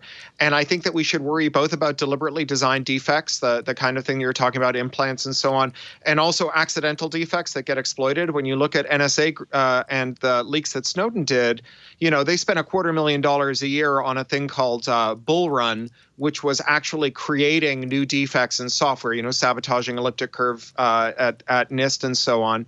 But most of what they did was just identify 0 days, right? Not defects that the Chinese government had put in 5G routers, defects that were the result of the halting state problem and the fact that we cannot ever demonstrate that software is perfect. All we can demonstrate is that no one has figured out where the imperfections are yet. And so for that, we could have a bunch of rules that are common sense rules, right? If you build a hospital today and you say, I'm going to put in a 15-story atrium, but I'm not going to tell you what math I'm using to figure out why it doesn't fall in and kill everyone in the hospital, we'd say, get the hell out of here. You are required to show your work if you're doing civil engineering.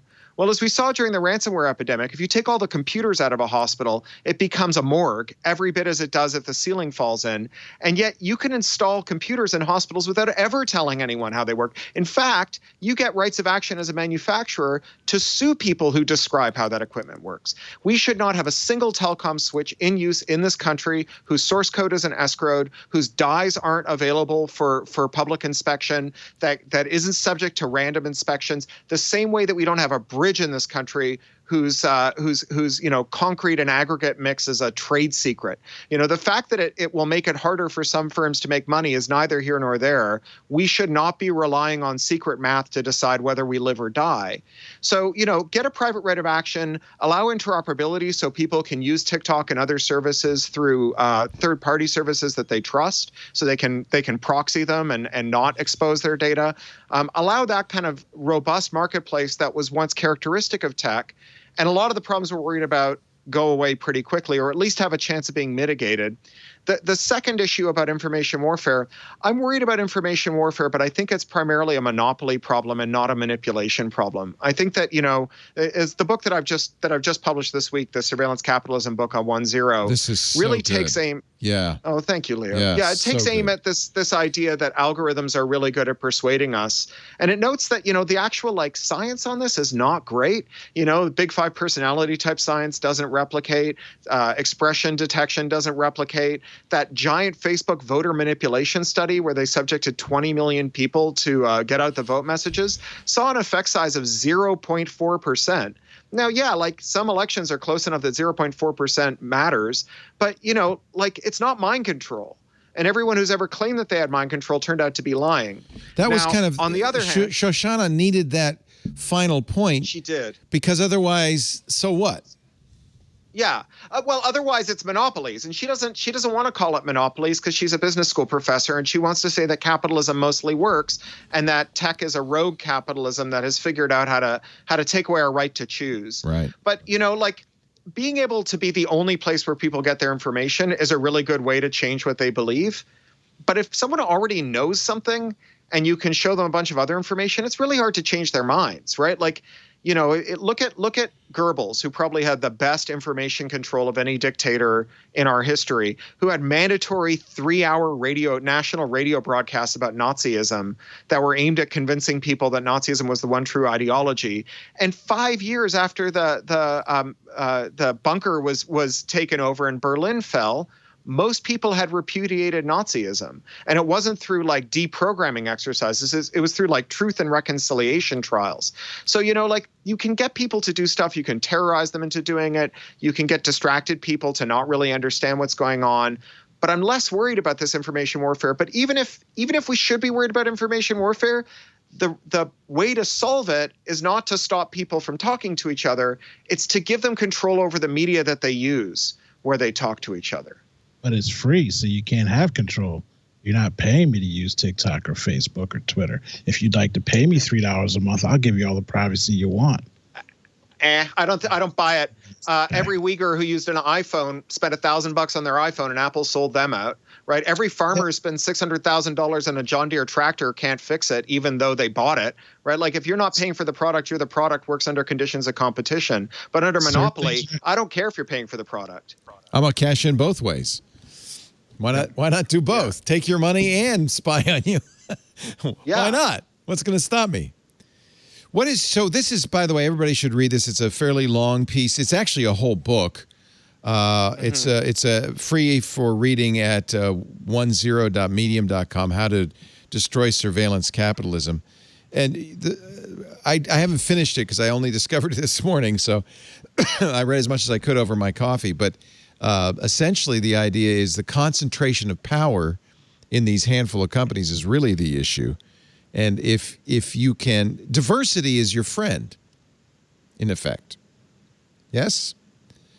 Yeah, that's right. It's just that, conspiracies are hard because there's a collective action problem, right? Here's 4 of us trying to agree on one thing. We can't. And we're struggling, right? Yeah. What if there's 100 companies in a sector, someone's always going to So why is QAnon, as an example, so persuasive and has done so well. It really looks like without Facebook, QAnon might not have the look. We've always had conspiracy theories from the very first days of our country, but without Facebook, QAnon wouldn't have the spread and the currency and the power it has, right? So I think that just like we can sometimes, every issue is easier to explore with the simplest case, and then we can work to the complicated case. So let's just start with the flat Earth. Okay. Because the flat Earth is not a conspiracy anyone should believe in 2020, and yet it's on the rise, right?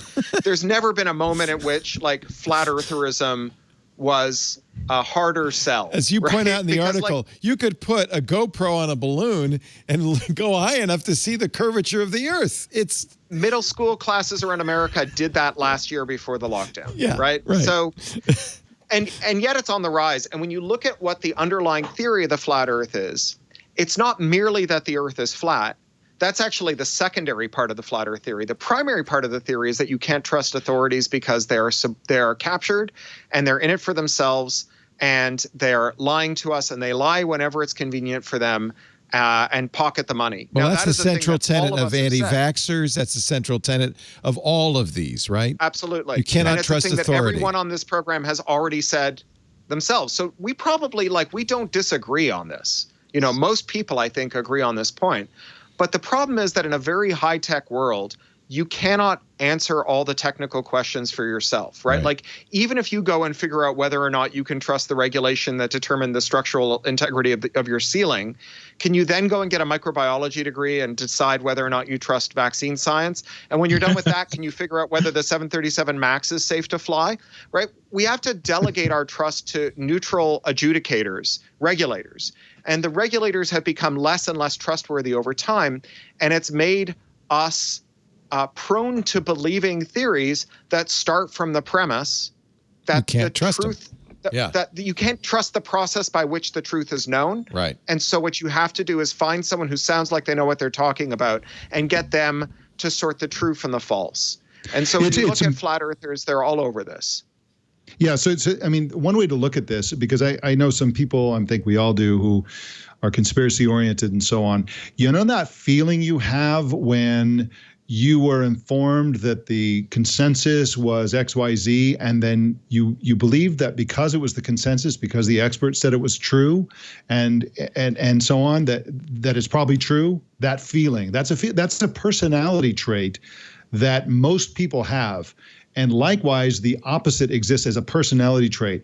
If the conventional wisdom is X cannot possibly be true.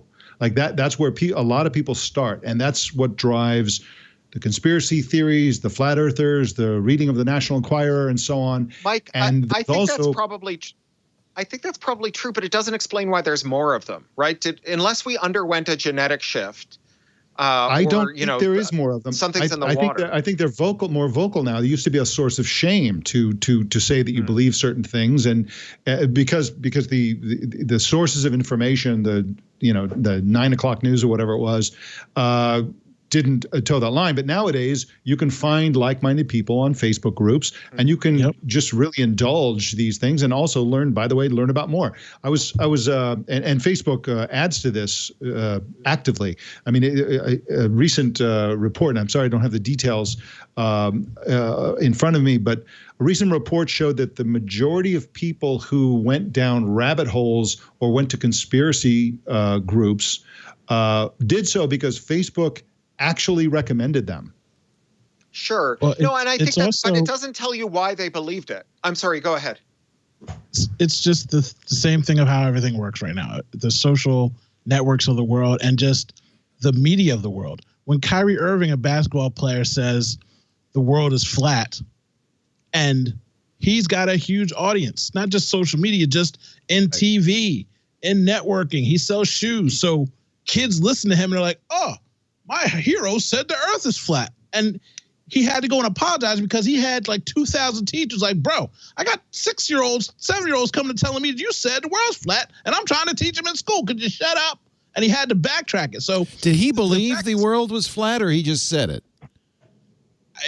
The way he said it, he believed it. He only backtracked because he got destroyed on social on he got destroyed in the world. The media ripped him, everybody ripped him, but teachers were coming at him in droves on all his social platforms. So he walked that back, had to do an interview and explain himself and just saying, I meant just to say to open your mind to possibilities. Okay, so the possibility of the world being flat. A college-educated guy who has millions of dollars, who has millions of eyeballs upon why him. do more people believe? Why are we so vulnerable to this today? Because it's finish OhDoctah and then Cory, you're next. I saw the greatest meme ever because it's a conversation I have all the time. I was talking last week about a guy who told me that it's okay that Amazon doesn't pay their fair taxes, that Apple doesn't pay their fair taxes. And I said, so you make $27,000 a year. I know you're broke. And you're here defending what these billionaires make and what they don't pay out and tell me the good that they're doing with the tax money that they're saving. You've got to pay your taxes, which are a little measly check, but you're going to go and defend them. Like, you went to school, learned nothing, average education, but you're now defending rich people because marketing, branding, and putting to your mind the things that you hear, you'll go out there and go defend anybody because you love your iPhone, because you love 2-day Prime and you think that they innovated the world on shipping. I'm like, bro, they had 2-day shipping since the 70s. You're Amazon on the team. Didn't invent it. That's because that's a team sport now. It's a lot easier to say, well, I'm on Team Apple or I'm on Team Amazon. So whatever they do, and we see a lot of that in politics. I'm on Team Republican or I'm on Team Democrat. Whatever they do, that's right. But why? I think it's definitely true that we take some identity from these beliefs, but it doesn't explain what we used to have that filled that void. Like the why it is we feel so alienated, why it is we're so in dire need of these alternative explanations. Anna Merlin wrote a really good book last year called Republic of Lies. That's ethnographies of conspiracists and a kind of social theory of conspiracism. And one of the things that she talks about is that being a conspiracist is hard work. Right, we tend to think of it as being very lazy. Like, how could you believe the Earth is flat? Everyone knows it's round. Well, to maintain a belief in the flat Earth, you have to do a lot of reading about bogus science, right? Anti-vaxxers are not people who are lazy. They're people who are lavishly wrong, like wrong in this very detailed, energetic way that requires a heroic effort to keep up. And one of the things that Merlin says is that it's not enough for you to distrust authority for you to become a conspiracist, that the cocktail that makes conspiracism is both a distrust of authority and trauma resulting from bad authority actions, right? From the authorities doing something bad. So, we know a lot, like people know a lot about aerospace conspiracies in the UFO world, and aerospace is full of like actual conspiracies, not imaginary ones, but ones where like there was that time they accidentally dropped a nuclear bomb on the Midwest and didn't tell anyone about it until they got busted for it because it fell out of a USAF airplane, right? Like people who have been directly traumatized by the opioid epidemic find it very easy and compelling to believe anti-vax because the anti-vax story is pharma companies don't care if they kill you. The regulators aren't keeping them honest. The science behind it is junk. And you can't trust anything that anyone tells you about health. Like, that part's not wrong. And, I think that all of us who are down on conspiracism, and I include myself, need to ask yourself what you are going to do when you rub up against something like this, right? Like when, say, the CDC, who I think most of us trust most of the time, suddenly turns around and says, well, we've decided to go with the Department of Health and Human Services recommendation and nobody should get tested merely because they came into contact with someone with COVID. By the way, that also supports the president's agenda, but that's totally not why we're doing it, right? Like, what do we become conspiracists then? Like, how do we then sort the next claim the CDC makes from this existing one? Just to be clear, did a bomb fall in the Midwest? Yeah, there was a nuke that there was a broken arrow in the Midwest. I forget what it's called. It didn't explode though, right? No, but they dropped a nuke. Okay. Yeah, they lost a bomb over the Midwest. We lost one of our bombs is missing. That's okay. That's not so bad. Yeah, government shipped in the cocaine epidemic and brought it into the hood in America and just gave it to black people. Just call it crack. If we call it crack, you know. I mean, you know, if you look at, like, so Merlin has a whole chapter on Katrina levee conspiracies, right? The belief that the levees were dynamited in Katrina, which is a widely held belief among some people. Interesting. I don't think it's true, but I think it could be true. And the reason I think it could be true is because in 1928 they did dynamite the levees in Tupelo to drown black neighborhoods and spare white neighborhoods. Jesus. Right? So, like, it's a they thing can that go in actually and buy up all the property and sell it, which is what they did. Jesus. They Oh went down my there, God. they bought up all the people's property for like $2. That's the only place they had to live. And they displaced people all over the country. They sat there, they dropped a bomb in Philadelphia on some guys in 1985. Nobody went to jail for it except the only survivor in the bombing. The Tuskegee Airmen, they would never do that to the American people, the people that fought for this country and their nation. The government loves you. So again, I'm not anti-conspiracy because sometimes, especially in my Sometimes genre, it's besides true. flat earth stuff, the Yeah. conspiracy, I got like a list of like 12. Yeah. Oh, that's not real, and they don't do that. You know, if I hear one more person tell me I never thought that a police officer would do that, and I've been telling you this since I was 10 years old, but now we got camera phones, so you see it, and now you have to believe it because you're looking right at it. So, I mean, some conspiracy theories, they're not all from Russia. Some of them are just good old-fashioned American history. I think and trauma so- is a good word because it's not merely the trauma of being lied to by authority or being misled by authority. It's there's a lot of trauma in general these days, and that combine that, that's the goal of propaganda, is not to make you believe something, but make you not believe anything. And I think that's right. Yeah, That's well said. Well, that's certainly the aim of Russian desinformation, I think it's called, which was developed by the Soviet Union and the KGB during the Cold War, which is now in full force, and it's deliberately to make you distrust all sources of information. I also think that conspiracy thinking comes from the fact that our lived experience gives us a worldview, and there are many things that are below that worldview where we don't believe that something could be that evil or something could be that great. So one example would be lots of people don't believe in the moon landing because that's a level of greatness, that's an achievement that is so great that it's so far beyond what people could imagine as possible that they just say, can't be, I'm going to believe that it was done in a Hollywood studio or whatever. And then black people have been telling everyone else for decades about how the police treat them with a lot of violence, of trampling their rights and so on. And I think a lot of people, there's a lot of racism behind that, but there's also a lot of people who just couldn't believe, because of their lived experience, that level of evil, that sort of darkness existed all around them. And so, I actually think this is one case in which ubiquitous video technology, personal technology, is actually shattering something that people couldn't bring themselves to believe in the past. And unfortunately, that's not going to work for the space program. But again, I think people have a lived experience that doesn't allow them to believe things that are that far outside of their lived experience. Mm.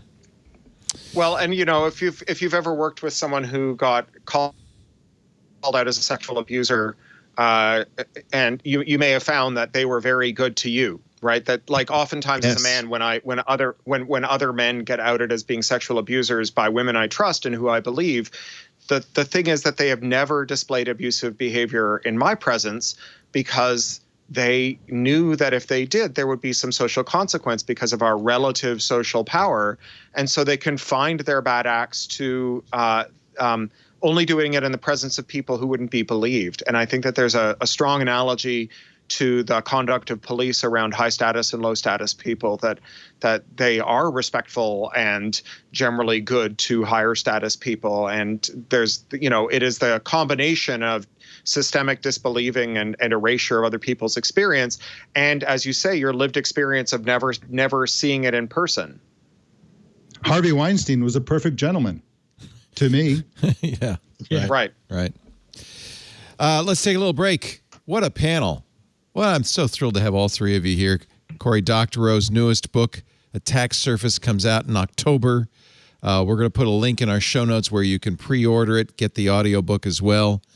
So good to have you, Cory, and of course, craphound.com. And don't forget, pluralistic.net, and you can sign up there for his free newsletter, which is if you miss Cory's links from Boing Boing, you got to get pluralistic. Absolutely. Mike's list is also great. That's at elgan.net. Elgan.com. Elgan.com. You got the com, man. And, of course, OhDoctah, IQMZ.com, where he is raising a ninja. That's the podcast he does with his super talented daughter, who is. Also still got my system link up there if anybody's looking for some racial education or send it to a friend. That's a good link. Yeah, that's an excellent link. It's just on IQMZ. It says the system. If you know somebody who's teetering on the fence, and you know they got a good heart, but they just don't get it, just send them over there, and they can watch some videos. I know people don't like reading all the time, so yeah. There's different videos. IQMZ.com. Click the link that says the system, or go to IQMZ.com/the system. That's where he talks about the move bombing. There's a lot of great videos there. Just really fantastic. I got blown up with so many suggestions after the last show I was on. There's a lot more stuff here. Yeah. Watching a lot of stuff. Yeah. A lot of good information. You know, it's funny. Until I saw The Watchmen, I had no idea about the Greenwood Massacre. It's just an amazing story. And thank goodness The Watchmen kind of brought it to light for a lot of people, and now it's well worth learning. And again, talk about conspiracy theory. I live in the Northeast area, obviously, and people would talk about it, and people say that's impossible. That can't happen. Right. Like that couldn't have happened. I'm like, no, How dude, could that happen? It happened. They brushed it under. They swept it under the news. Like they covered it up. Yep. And again, they locked up the only survivor in jail, so she couldn't talk to anybody. Yeah. So some conspiracy theories, like when you say it out loud. So the police bombed a whole block and killed. They wouldn't do that. How could they get away with that? It sounds so preposterous when you say it out loud, but you're like, oh yeah, they did that, and that boldens other people's crazy conspiracies. Well, yeah, the world is flat because they bombed Philadelphia. I believe the world's flat. So and let's not forget that was 35 years ago. You know, yeah. This is not recent. This has been going on for a long time. Yeah. Thank you, OhDoctah. Always a thrill to have you on, too. Our show today brought to you by our friends at Monday.com. Nowadays, when your team is distributed all over the place, it's hard to keep everybody on track, to know where people are working. You can't have the stand-up meetings you might have had when everybody was in the office. But, I prefer Monday.com. This is one of those habits that's going to last after we come back to work. It is incredible. It lets teams plan, manage, and track work in one centralized website, one single source of truth where everybody can go. I want to say right up front, though, you don't have to abandon your existing tools, because Monday.com has no-code automations that'll bring all of your workflow into Monday.com, whether you're using Zoom, Slack, email, calendar, spreadsheets, Google Docs, whatever it is you use, you continue to use, but Monday.com makes effective teamwork possible by bringing all of that into one single place. Whether your team is 5 people or 5,000, Monday.com is the best way to keep them connected and on track. Improve coordination across teams, easily track and manage work so your team knows who's doing what, when it's due, what their progress is, what their status is. And depending on how you like to look at it, you can have a Gantt chart or a timeline. You can have a Kanban board. You can have tables like spreadsheets. You can have it look exactly like you want. They have ready-made templates for every situation, including remote work.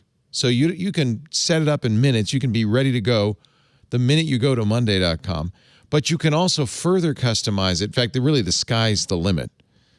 100,000 teams are already getting things done with Monday.com. You know what we did? We got Eddie, our onboarding specialist, to help us set it up for podcasting. They have podcasting templates. He helped us set it up, made a beautiful, really beautiful central place to help keep us on track. And if you make decisions, if you're a leader and you're making decisions based on data, there's nothing better than having all the data in one place, easily seen. It will improve your process. You can track progress and timelines and budgets.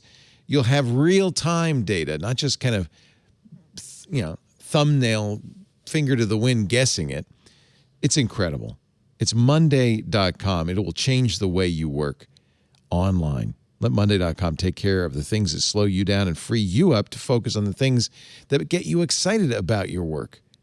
Start your free 14-day trial right now. Monday.com/twit. It's a new way to manage work. Monday.com/twit. I wish we'd had this when I was in high school, I guess. And you have to do a team to do the science project. And, there's always one person on the team who says, yeah, I'm working on that. If we'd had Monday.com, I would know. He's not working on it. We're going to have to get working on that. Monday.com/twit. We thank him so much. I wish Monday.com would buy Zoom and make it more efficient. Oh, I wish somebody would buy Zoom. I swear. It's hard to live in Zoom land. We're all living there now. Leo, I would have thought you'd be unnatural for this. I mean, as I try to cope with being on camera for 7 hours a day or whatever, I'm like, this is what it must feel like to be Leo Laporte. Yeah, I guess it is. It's something different. I don't know what it is. Well, I have some theories, but what we're doing right now is a little different than trying to be on a Zoom call where you're sitting at your desk at your computer, the screen is right there. You got 10 people there. It's like working through murk. I don't know why. You'd think, right? And yet I get Zoom exhaustion just like anybody else. Give me a couple hours in a Zoom call and I just want to die. I've yet to be on a Zoom call, and I'm trying to make it the rest of my life without doing so. Oh my God, you're my hero. How do you do that? Yeah. I do audio call-ins. I refuse to get on Zoom, and I'll just one-on-one with somebody on Skype. I don't even care if somebody records the conversation, sends it to me later. I haven't opened it up yet. Is your daughter? I've been to Zoom. She's not going to classes. She must be doing Zoom school, right? So let me tell you something. My daughter, if you ask her, and she's been, Captain, we're not going anywhere. Dad, we're not doing anything. You know what I mean? COVID. Good. Yeah. Good. She wants to protect you. She's not protecting herself. She's protecting you, Owen. Definitely. I'm an overweight national treasure, and I must be protected at all costs. But if you ask her, I asked her in the last podcast, do you want to go back to school? She's visceral about wanting to be back in the classroom because a lot of the teachers took it. I mean, teachers are great people, blah, blah, blah, blah, blah, all that good stuff. But a lot of teachers took it as a vacation too, where they just didn't want to do their job. They're sitting at home in their robes and they're not helping kids out. I have to say, though, go ask another kid. I have to say, it again. They weren't doing their job. My daughter is one of those people that needs to be shown something. She's not right. She doesn't learn mostly by reading. She understands by different layers of education. But for her, it was a nightmare. I do want to give credit because there are teachers who are taking this as an opportunity to rise to the occasion and are doing amazing work. And my son, who's a senior in high school, has had some really engaged teachers who've really, and some terrible ones, but some really engaged teachers. And I get calls on the radio show. I got a couple today from teachers who are really, one is teaches the introductory psychology course at Cornell. And he says, I feel so bad for these kids because they're paying $50,000 a year for a college education. Yeah. And they're in their jammies at home. And so he's spending his own money really trying to make this an engaging. He's got 700 kids in that introduction to psychology course at Cornell. And like I said, teachers are the greatest, blah, blah, blah, blah, blah. She had a math teacher. Her math teacher went above and beyond to help her. Yeah. So it is an individual basis thing. That's why I said it like that. Some are good, teachers in general, all deserve a raise. Well, and no teacher has received any training for this scenario, right? That's not what they signed up for, right? I mean, as you know, Leo, Kevin has Chatterbox. He's been doing Chatterbox camps. So he's essentially been a school teacher for all these kids who are out of school for a limited period of time and keeping all these kids engaging. But his whole product is something that's hands-on and lends itself to that. You throw teachers into a scenario where they're supposed to be teaching science, math, this, that, and the other thing. They just don't. It's a rare quality to be able to function in this entirely different world when you've been trained and your experience is to stand in front of class, interact face to face. It's so different, and it's such a problem for so many students. And kids don't make it easy either. I've seen kids get rowdy on a teacher where the teacher's actually trying to teach. So I fully understand that. Plus, it's hard for a kid or even a college student to keep focused during this process, right? You're at home. How's your daughter doing, Cory? Is she going to school online, or what is she doing? I mean, Burbank was smart. They briefly mooted half days, and then as soon as our caseload started to go up, they were like, forget it. Everyone's learning from home. She goes to a Title IX school, so there was an issue about whether they could do all distance ed because, they're not allowed to require that parents buy additional equipment, but they were able to locate some extra computers. We rehabilitated 4 Chromebooks and a couple of Purism laptops and stuck Chrome OS on them and brought them down there and awesome. got them to other families as That's well. awesome. But, it's been okay. It's just started. The stuff that I'm much more worried about is college-age kids who are being proctored and being forced to do these high-stakes exams using this proctoring software that's basically spyware. Right. And there's so many terrible issues. Like, some of them allow you to record a panorama of the students' work environments. You've got, like, students who are maybe living in one-room apartments with their parents, and their parents' privacy is being compromised, or small children's privacy is being compromised this way. And then, like, I'm not a real teacher. I sometimes teach, and I've like got these, honorary teaching appointments, but my parents both have PhDs in education, and no one who is a real teacher believes in high stakes testing. High stakes testing, its only pedagogical purpose is to allow us to pretend that people who have money to pay for test prep are smart, right? It's a way to pretend that we have a meritocracy. Spell pedagogical.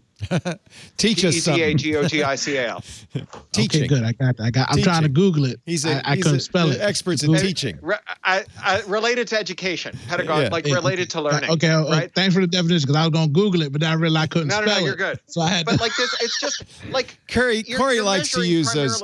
Corey likes to use those sesquipedalian words. Don't fall for it. They're perfectly cromulent.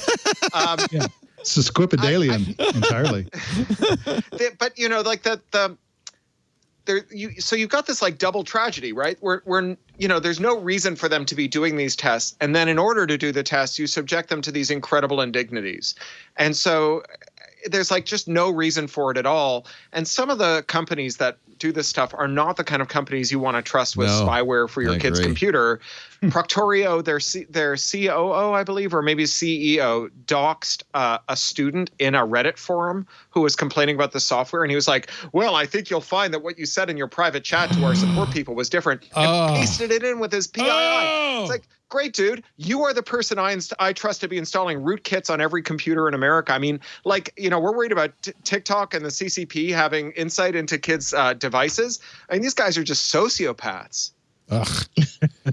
Well, let me give you a plug, Mike. Actually, your son a plug, because Chatterbox is really awesome, and they have a whole section for educators. So it's a privacy-focused voice assistant that really kids build, which is awesome. And, it's like an Amazon Echo, except you build it yourself, so you understand what the parts are and what goes into it, and then it's 100% private and secure.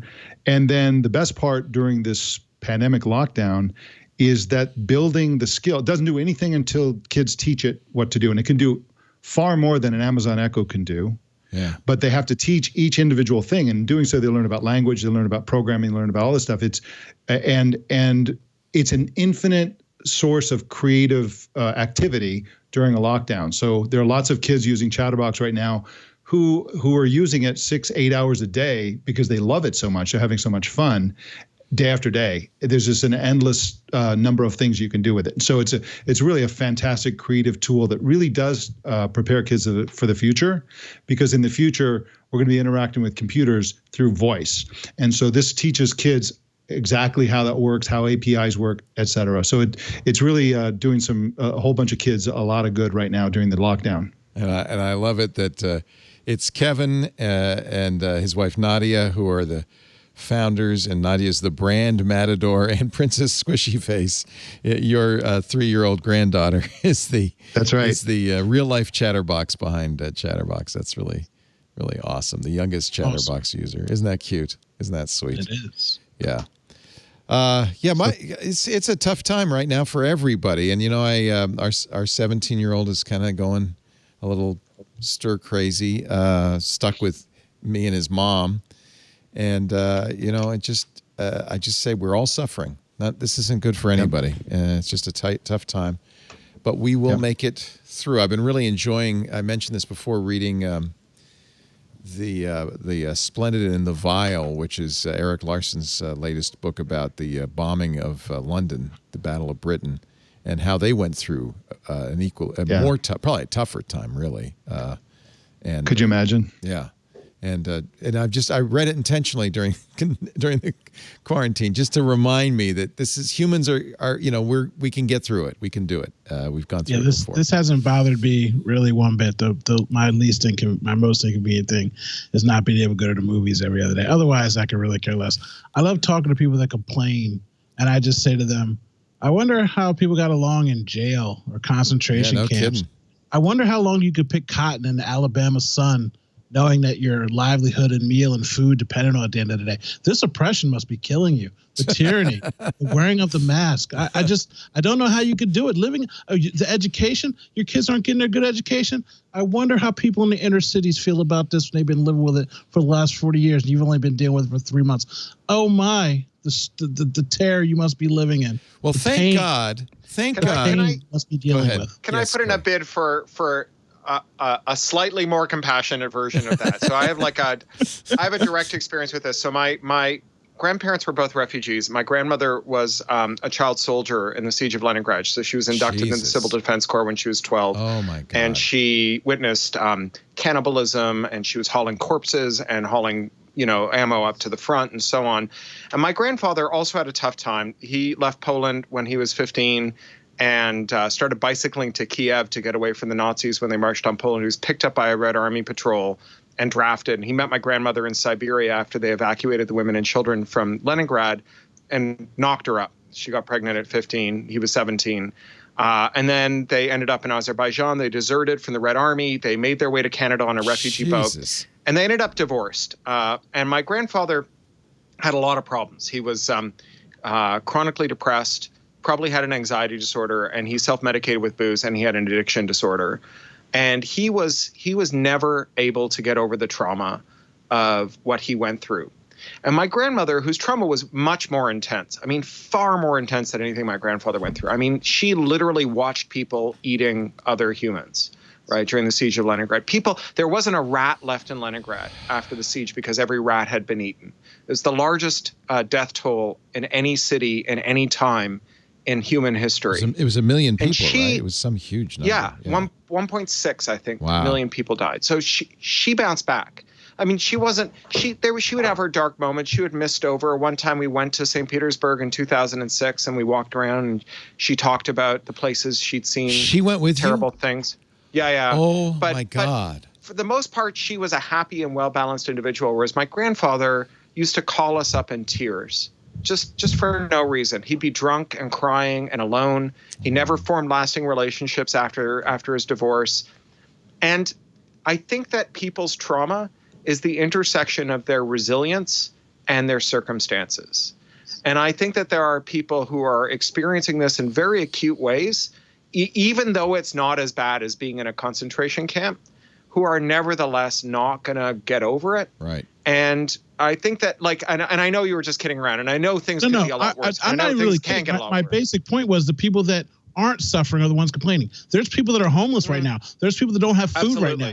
But when somebody's going into a store, waiting in line at Best Buy to buy a $700 TV, are complaining because they have to wear a mask, those are the people I'm talking about. I'm talking about the people that are complaining that don't have any reason right now to even complain about There's no excuse. There's really no excuse. And for that. That's the difference. I'm not saying everyone has a blanket statement of things being worse, because there's a lot of people right now who are suffering things that are going to traumatize them. They are getting evicted. They are trying to find food banks for food. They don't have insurance. They can't see their doctor. Their kids don't even have Wi-Fi to get on a free laptop to do their schoolwork. Absolutely. So I'm not talking about those people. I'm talking about the people that complain walking into a store for 3 minutes about wearing a mask. Yeah. Those are the people I hear you. And like you mentioned Wi-Fi, and it's an important point here, and to bring it back all the way around to competition, Frontier went bankrupt at the start of the crisis, and because they went bankrupt, we got to see their papers, right? Because they had to do bankruptcy filings.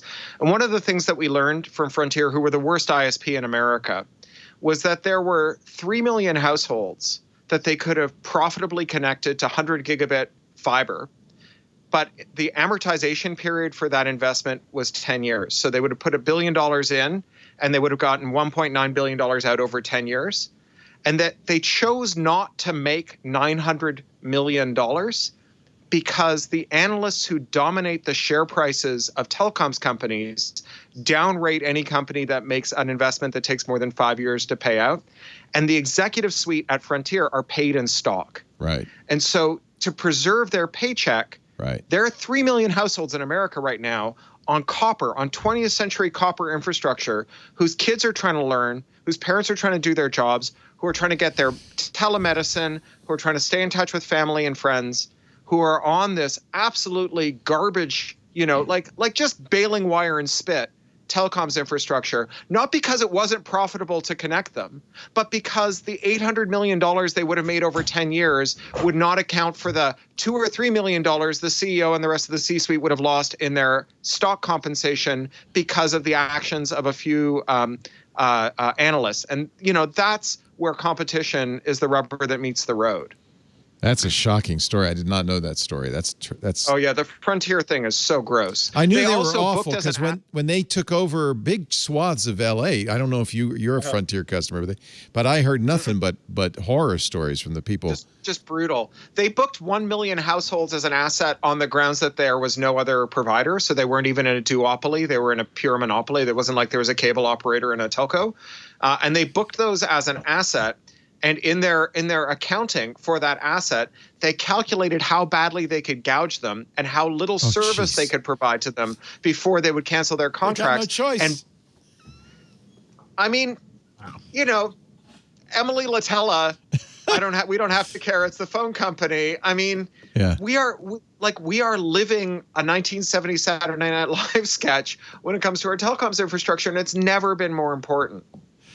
I have to think, as a sci-fi writer, you're intrigued, Cory, by. Can you hear me? All right, all right, I want to take a break. When we come back, I want to talk about Elon Musk's Neuralink with Cory Doctorow. As soon as we can get him back, we're going to get him back. We had a great week this week on Twit. Fortunately, we've memorialized in February of 2021, 15 years. A lot of that. Dick, we were so young when we started. I remember you said, "Can you do it like at 10 at night?" And I said, "I have to ask my mother." Past my bedtime. Previously on Twit, Tech News Weekly. I often say no technology, no matter how great it is, comes without a cost to the environment, and solar panels are no exception to that. We have millions and millions of panels being installed around the world now, and these panels don't last forever. When they die, we need to deal with their disposal. iOS Today. And today we are talking about air quality, your environment. It stinks around here right now. It is smoky bokey, baby. Security Now. These researchers have shown that just capturing the sound of a traditional physical key being slid into its lock is all that's needed to recreate that key. Windows Weekly. What a day. What a day. We'll never forget it. Windows 95. On that stage. 25 years ago. Oh, man. A lot of those icons are still in Windows. I know. Twit. Now in color. Living color. Our show today brought to you quite literally by Cashfly. It's our content delivery network. They've been innovating CDNs since 1999. We were struggling when we first started Twit 15 years ago, trying to figure out how to get the bandwidth to get you the shows. We tried everything, BitTorrent. We tried everything, plain old web downloads. And then my hero, Matt Levine, founder of Cashfly, called me and said, we can help. We can help. And man, they have for a good portion of those 15 years. And Cashfly not only is faster, not only will save you as much as 20% over your existing bills, they have a new way that can really save. They call Cashfly's SOS, their storage optimization system. CDNs work by caching your content, bringing it to a server close to your endpoint, whether it's an app or a website or a podcast, and your customers will download it from a server near them. That's why it's a lot faster. But every once in a while, you get a cache miss. It's not on that server yet, and the content has to be loaded when the podcast first comes out. Has to be loaded from your storage. In our case, Amazon's S3. But the problem with that is you're suddenly paying big money for transfer out fees. You're suddenly slowed down by the public internet. SOS solves this problem, and I have to say we've been using this for a long time. With CashFly SOS, you get a 100% cash hit ratio. Once you're a CashFly customer, you decide how much storage you need. They take care of the rest.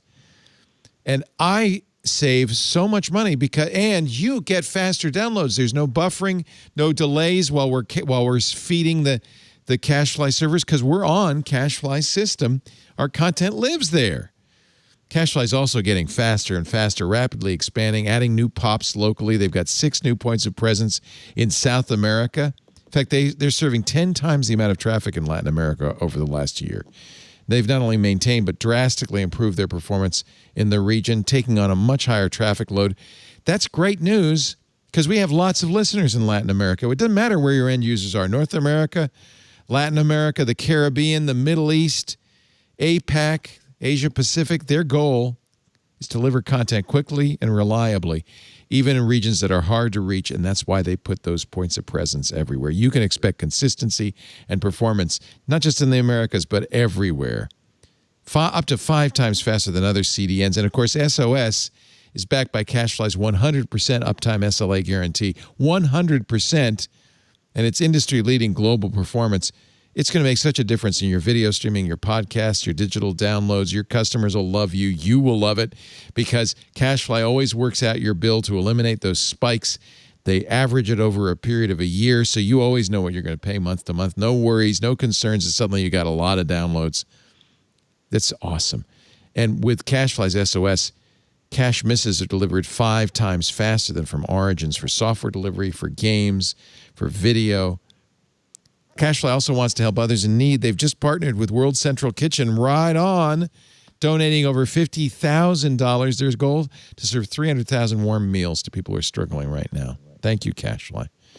We love CashFly. With standard, powerful throughput, low latency, high cache hit ratio, and 100% uptime, CashFly is your go-to.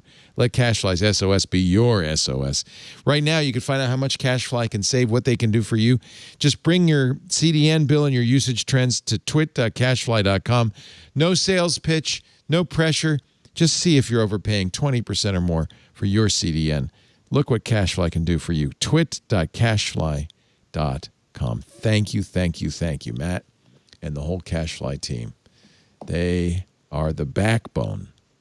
They are the backbone to what we do. We really appreciate it. CashFly's been taking care of you for a long time, Uncle Leo. Long time. And you know what? I never hear anybody say, "Oh, it was really slow to download the show today." It never happens. People don't even know. And it's just for the record, I don't blame them for being disconnected. Yeah. You don't blame them for what, Cory? For my disconnection there. No, that wasn't CashFly's fault. That was probably Frontier. Yeah. Saying, "How dare you?" Are you on Frontier? No, I'm on Charter. Frontier's bankrupt. But they can't afford ninjas anymore. I mean, as I'm sure OhDoctah can tell us, ninjas don't come cheap. So. No, not at all. Yeah.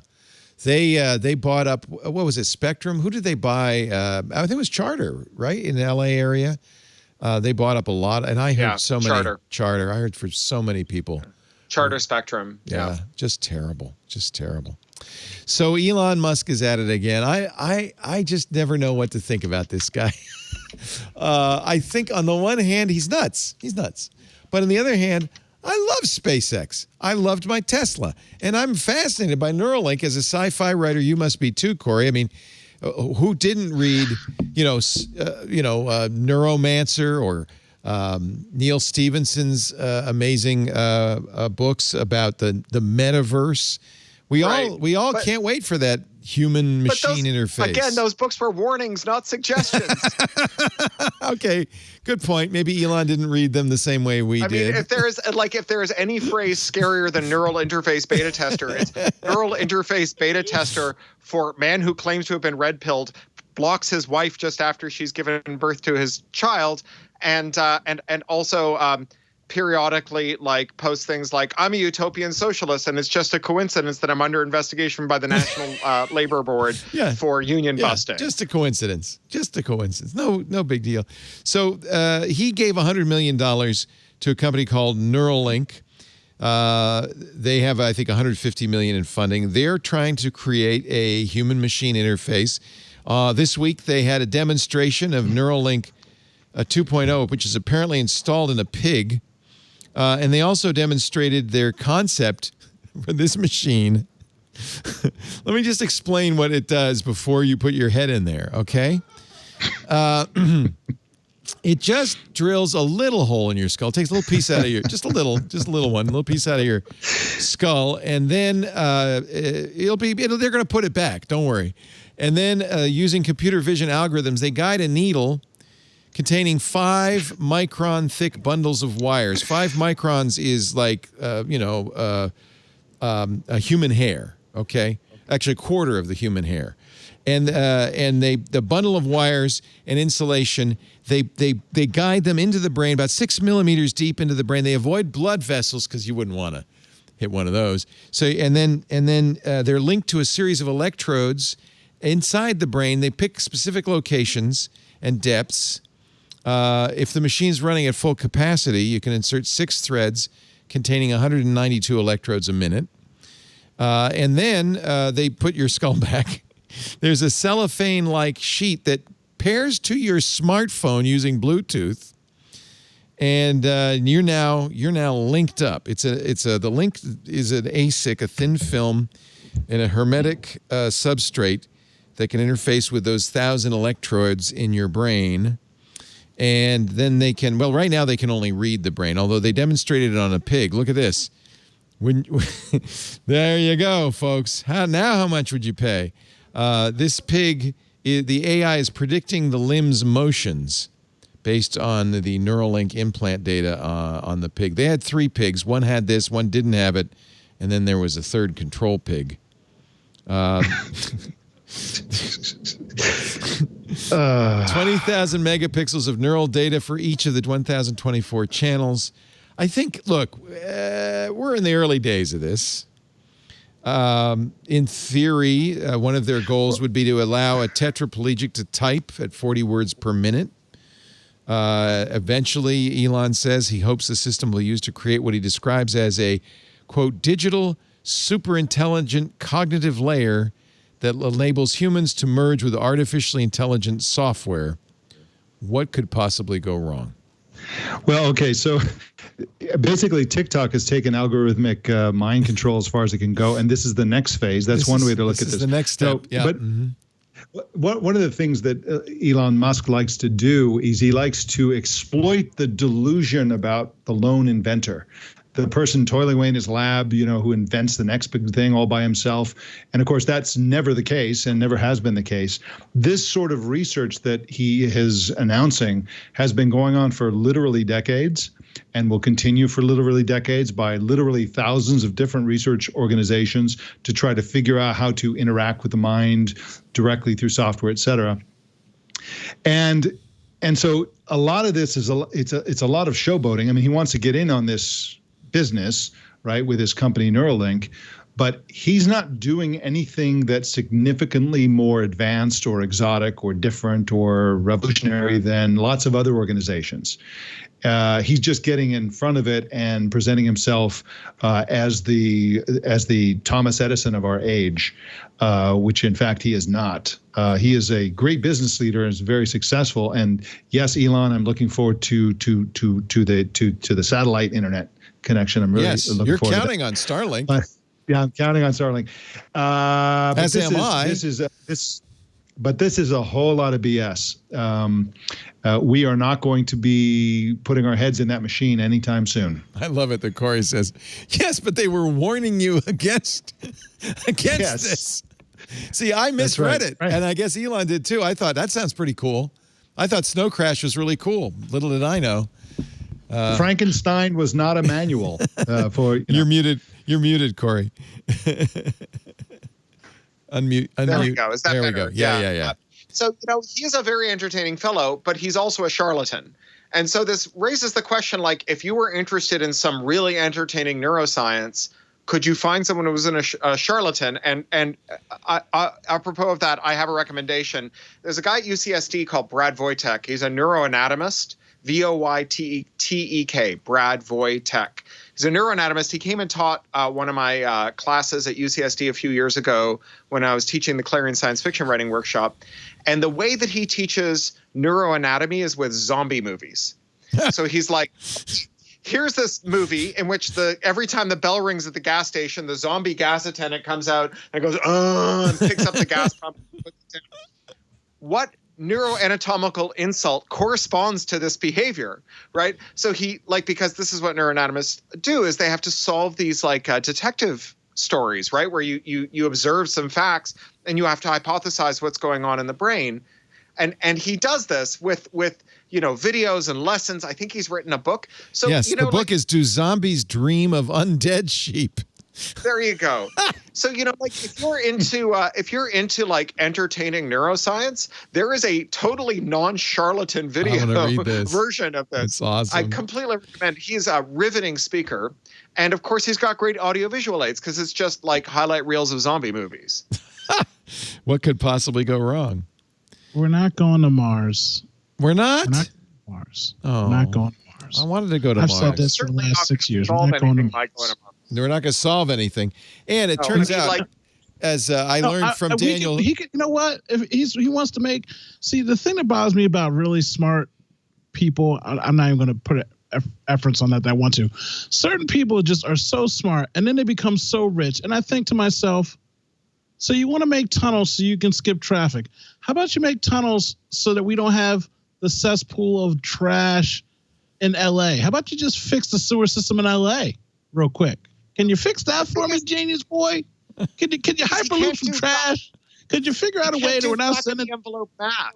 Right? Because there is no set, if you multiply the size of even the smallest one-person car by the number of people who need to get anywhere in Los Angeles, and then divide it by the amount of road we have, you can't solve this problem with cars. You can only solve it with public transit. And he's just like, well, maybe the rules of geometry are different when you're a billionaire.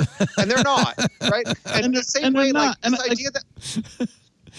I just get really mad when really smart, rich people come with these ideas. As you just eloquently stated, and so did Mike, there's other people doing a better job of this, and you're taking up media time and money and marketing and branding, and you made this stupid machine that nobody's going to stick their head in, and you messed up a good pig. That pig could either had a happy life or could have been on my plate and been some bacon. You don't went and messed up this pig. Now nobody's going to get this pig, and you're going to have many other pigs like this you're doing it to. Peter, call this man and shut it all down. Imagine the trauma the pig's going through, right?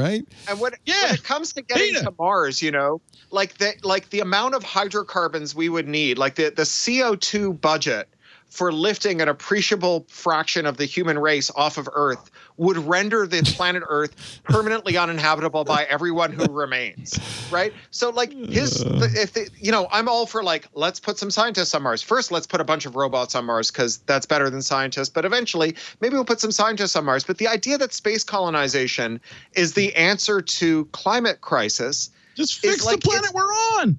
It's you cannot it's just math, right? Then there's Alex Karp, who has also a unique view of the world. He is the CEO of Palantir, which is the secretive Silicon Valley company funded by Peter Thiel, which apparently is about to do an IPO. In a letter to investors, which I found fascinating, he makes the case that it's almost as if saying, we've created problems that only I can solve. Our customers come to us because their technological infrastructure has failed them. The enterprise software industry's focus on custom software tools and applications is misplaced. These approaches often only work briefly, if at all. The problems and needs of an organization often change before the software can be deployed. Our partners require something more. By the way, I hope in this IPO process we'll find out exactly what Palantir is doing. He says they need generalizable platforms for modeling the world and making decisions. I can tell you what they're doing. And that's what we've built. What is Palantir doing? Only Cory Doctorow knows. So this is what he means. What he means is that, say you're the government of Ethiopia, which is a corrupt, failed state run by a clique of autocrats, right? And like every time you tried to hire someone to help you spy on people so you could figure out who to arrest and torture before they could build a guillotine on your lawn was a grifter from a big 5 consulting firm like McKinsey. And they just took your money and delivered garbage software. And Palantir won't deliver garbage software. They will deliver turnkey autocracy, right? They will sell you the tools that will allow you to pinpoint exactly who you should round up and torture and murder so that nobody builds a guillotine on your lawn for being such a terrible autocrat. And that's like, it is totalitarianism as a service. The fact that they haven't managed to make a profit at it yet is the most hilarious part of all of this, right? Yes, like, I don't understand how a rapid clip. In what way is he out of sync with the rest of Silicon Valley then?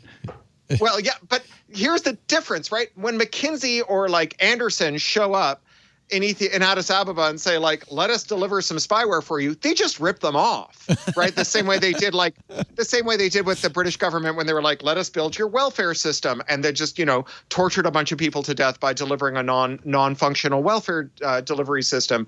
But Palantir, and they make money. Right? They make money from stupid autocrats, right? They can go into Azerbaijan and make a fortune delivering non-functional totalitarianism ware. Palantir delivers working software and can't make a profit out of it. I mean, this is bizarre, right? Like talk about an organization that could not pour piss out of a boot with instructions printed on the goddamn heel. I mean, it is a remarkable story. I love it. The construction of software platforms that, he writes, that enable more effective surveillance by the state of its adversaries or that assist soldiers in executing attacks raises countless issues involving the points of tension and trade-offs between our collective security and individual privacy. Like the fact that they just lifted a whole bunch from the trial of Adolf Eichmann as part of their S1, it's a ballsy fucking move. Excuse me, I don't need to swear here. It is a ballsy move. The ethical challenges that are arising are a constant and unrelenting. German accent, Leo. Yeah. German accent. The engineering elite of Silicon Valley may know more than most about building software, but they do not know more about how society should be organized or what justice requires. Now, you know what? It makes more sense in German. You're absolutely right. Our software is used to target terrorists and keep soldiers safe. If we are going to ask someone to put themselves in harm's way, we believe we have a duty to give them what they need to do their job. Again, we have chosen sides. And we know that our partners value our commitment. We stand by them when it's convenient and when it is not. They raised $4 billion. Yeah. This is definitely Mike Godwin's busy season, I tell you what. He was right. He was right. Wow. Okay. I could go on, and I'm sure we really would love to, but I suppose at some point we have to pull the plug on this. There's so much more to talk about. I have pre-ordered the Amazon Halo, which is a fitness band that will tell me when I'm yelling. I swear to God. You just need a partner who is incredibly intolerant of raised voices. There's a reason I've closed the door to have this interview, or my wife would be very upset with me. So, of course, it measures your sleep and it measures your exercise, but they also have 2 microphones on it. And the idea is the tone of voice analysis tool, or tone for short, complements traditional metrics like sleep and activity by helping you understand how you sound to others. It uses machine learning to analyze the positivity and energy of your voice. Positivity is measured by how happy or sad you sound. Energy by how excited or tired you sound. Have the lamb stop crying, Clarice? When I find Chianti. The Amazon Halo app then turns that analysis into daily summaries that include easy to understand descriptors. For example, you might see that in the morning you sound calm, delighted, and warm. What could Jeff Bezos do with this information? I don't know, but I can't wait. I hope I get selected. You have to apply to get one of these. They don't want me on there. They'd be like, why is this guy ranting? He's on a roller coaster. He's happy. He's angry. He's sad. Who is this man? By the way, Leo, during the Cultural Revolution, they would like kidnap your dad and take him north for re-education, then put a bullet through his brain and then send you the invoice for the bullet. You're going to pay for this thing? It's the invoice for the bullet. By the way, I just want to say I'm reassured. Bezos says The way you communicate is incredibly personal. That's why we designed tone with your privacy in mind. If you choose to, go ahead. I've read Amazon's privacy policies. They are golden. They are absolutely golden. They put nothing in there about we're not going to do this. We're not going to do that. We're not going to. They read the privacy policy, Leo. You will really get a kick out of. They say I can turn the mics off anytime I want. And the speech samples are never sent to the cloud. Nobody ever hears them. And you have full control of your voice data, including the ability to delete tone results and your entire voice profile from the app. So the reason that's in there is because they were caught lying about this before. They're like, we're not lying. They were listening. This time we're not. You know, as the eminent American philosopher George W. Bush once said, "Fool me once, shame on me. Fool me twice, we don't get fooled again." I think that's a saying in Tennessee, maybe in Texas. You memorized it. Oh yeah. I mean, when a president, he was just trying to put like food that on his family. Come on, give him a break. So Leo, did it actually say that it would delete it from the app? Yeah. Not from their servers? No. I mean, yeah. Anyway. You know, I'm going to wear it. If I start getting advertisements for, I don't know, what might I get advertisements for? Shout Aid. Shout Aid, the product for the man who shouts. Earplugs. We noticed you've been particularly angry lately. Lisa's going to get advertisements. Would you like to A, noise not shout, headphones. B, shout louder? Clippy could have fun with this one. Cory Doctorow's next novel is called Attack Surface. It comes out October. We will put a link in the show notes to where you can order it. Go to pluralistic.net, of course, to keep up on Cory's link roll, which is still today really the best place to find the funnest stuff online. As you can see, he's also one of the smartest people in the world today. Read his new book on Medium, 10.medium.com. Are you going to print that or publish it in some form besides that? They're publishing it as an actual book and also as an ebook. It's really good reading. How to Destroy Surveillance Capitalism. It grabbed me, and I just was fascinated by it. OhDoctah is at IQM. Nope. You know the rules. Oh, yeah. Okay. I'm not. Doctor has to end the show. Sorry. I apologize. Let's just quickly say Mike Elgan is at elgan.com. He is at Mike Elgan on Twitter, and he also has Mike's List, which is another. Between those two mailing lists, I got everything I want. All the fun little tidbits the internet is so good at. Thank you. And can I plug one quick thing, Leo? Yes. So Gastronomad experiences are ramping up for 2021. It's gonna be amazing, and we are built in like a social distancing kind of a situation because of the way we do everything. We live together in a farmhouse. We go out and we do activities with a single person instead of like mingling with tourists. So it's really ramping up. People are signing up fast because there's a lot of pent up desire to travel. Yes. So check us out. When's the next one? Gastronomad.net. That's probably going to be Morocco in the spring. Morocco. I love Morocco. And we added another Provence because our first Provence next summer is sold out. So we added a second Provence experience during the summer, during the lavender season next year. So definitely want to get in on that. Man, I want to do that one too. You're going to be in Fez in Morocco, right? Where are you going to be? For Morocco, it's a 2-week experience, and we travel the entire country. So Fez, Marrakesh, Chefchaouen. We go to the beach. We do it all. We go to the desert. I love Tangier. I can't. I really want to do this one. That sounds amazing. And the thing about these that are great is you've done the footwork. You know the people. Yes. You know the experience. You are really great guides of all this, and it's around food, but it's also around culture and people. So this is travel the way it was meant to be. This is not tourism. Most of the people we interact with, the winemakers, the chefs, and so on, are personal, great friends of ours. Nice. Who we've known for many years. So you're like family when you're doing this thing. So it's really a transformative thing. So next year it's going to be a huge year for Gastronomad stuff. I can't wait. Yep. Because everybody will be dying to travel, get out of the house. Yes. Gastronomad.net to learn about the wonderful events coming up. I'm glad you're getting back on the Gastronomad train. Thank you. Looks like a lot of fun. And now, as is always the case when OhDoctah's on the show, I don't know when did this start, OhDoctah? Since I got to sit in your chair when I used to visit Uncle Leo. He gets the last. It's been a long time. The last word. We've talked about chickenization. We've talked about totalitarianism as a service. We've talked about Goebbels. We talked about Black Panther. Chadwick Boseman, you are going to get to have the final word. Ladies and gentlemen, I give you Owen J.J. Stone. We call him OhDoctah. So first thing, great show. I was super quiet today because there were people that were vastly smarter than me, and I didn't feel like dueling and getting stabbed to death, so that's why I was quiet. I can learn something, too. I was taking notes. I got spellings to check up on after the show, so I got some work to do to get myself together for this episode.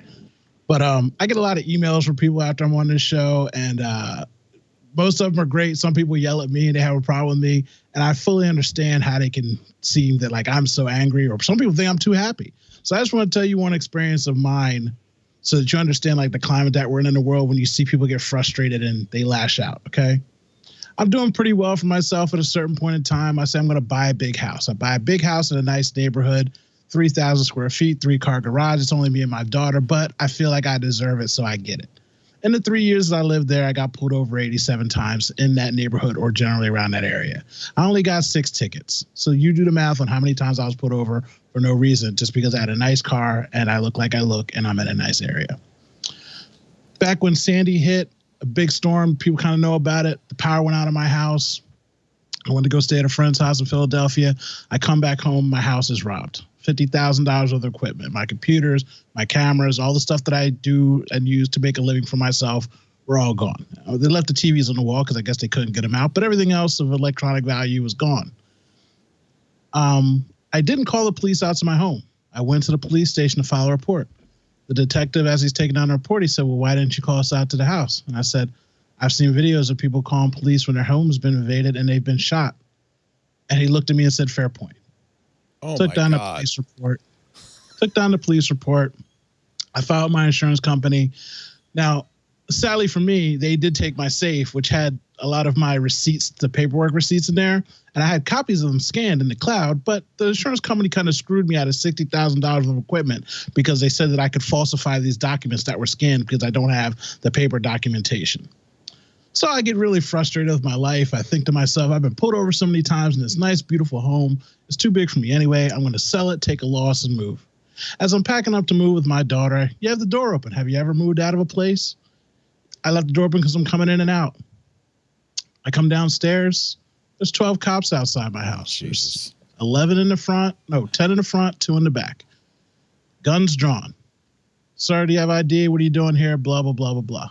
I said, whoa, what's going on? Like, oh, we've had a lot of robberies on the street. I'm like, yeah, I know. I'm one of the people.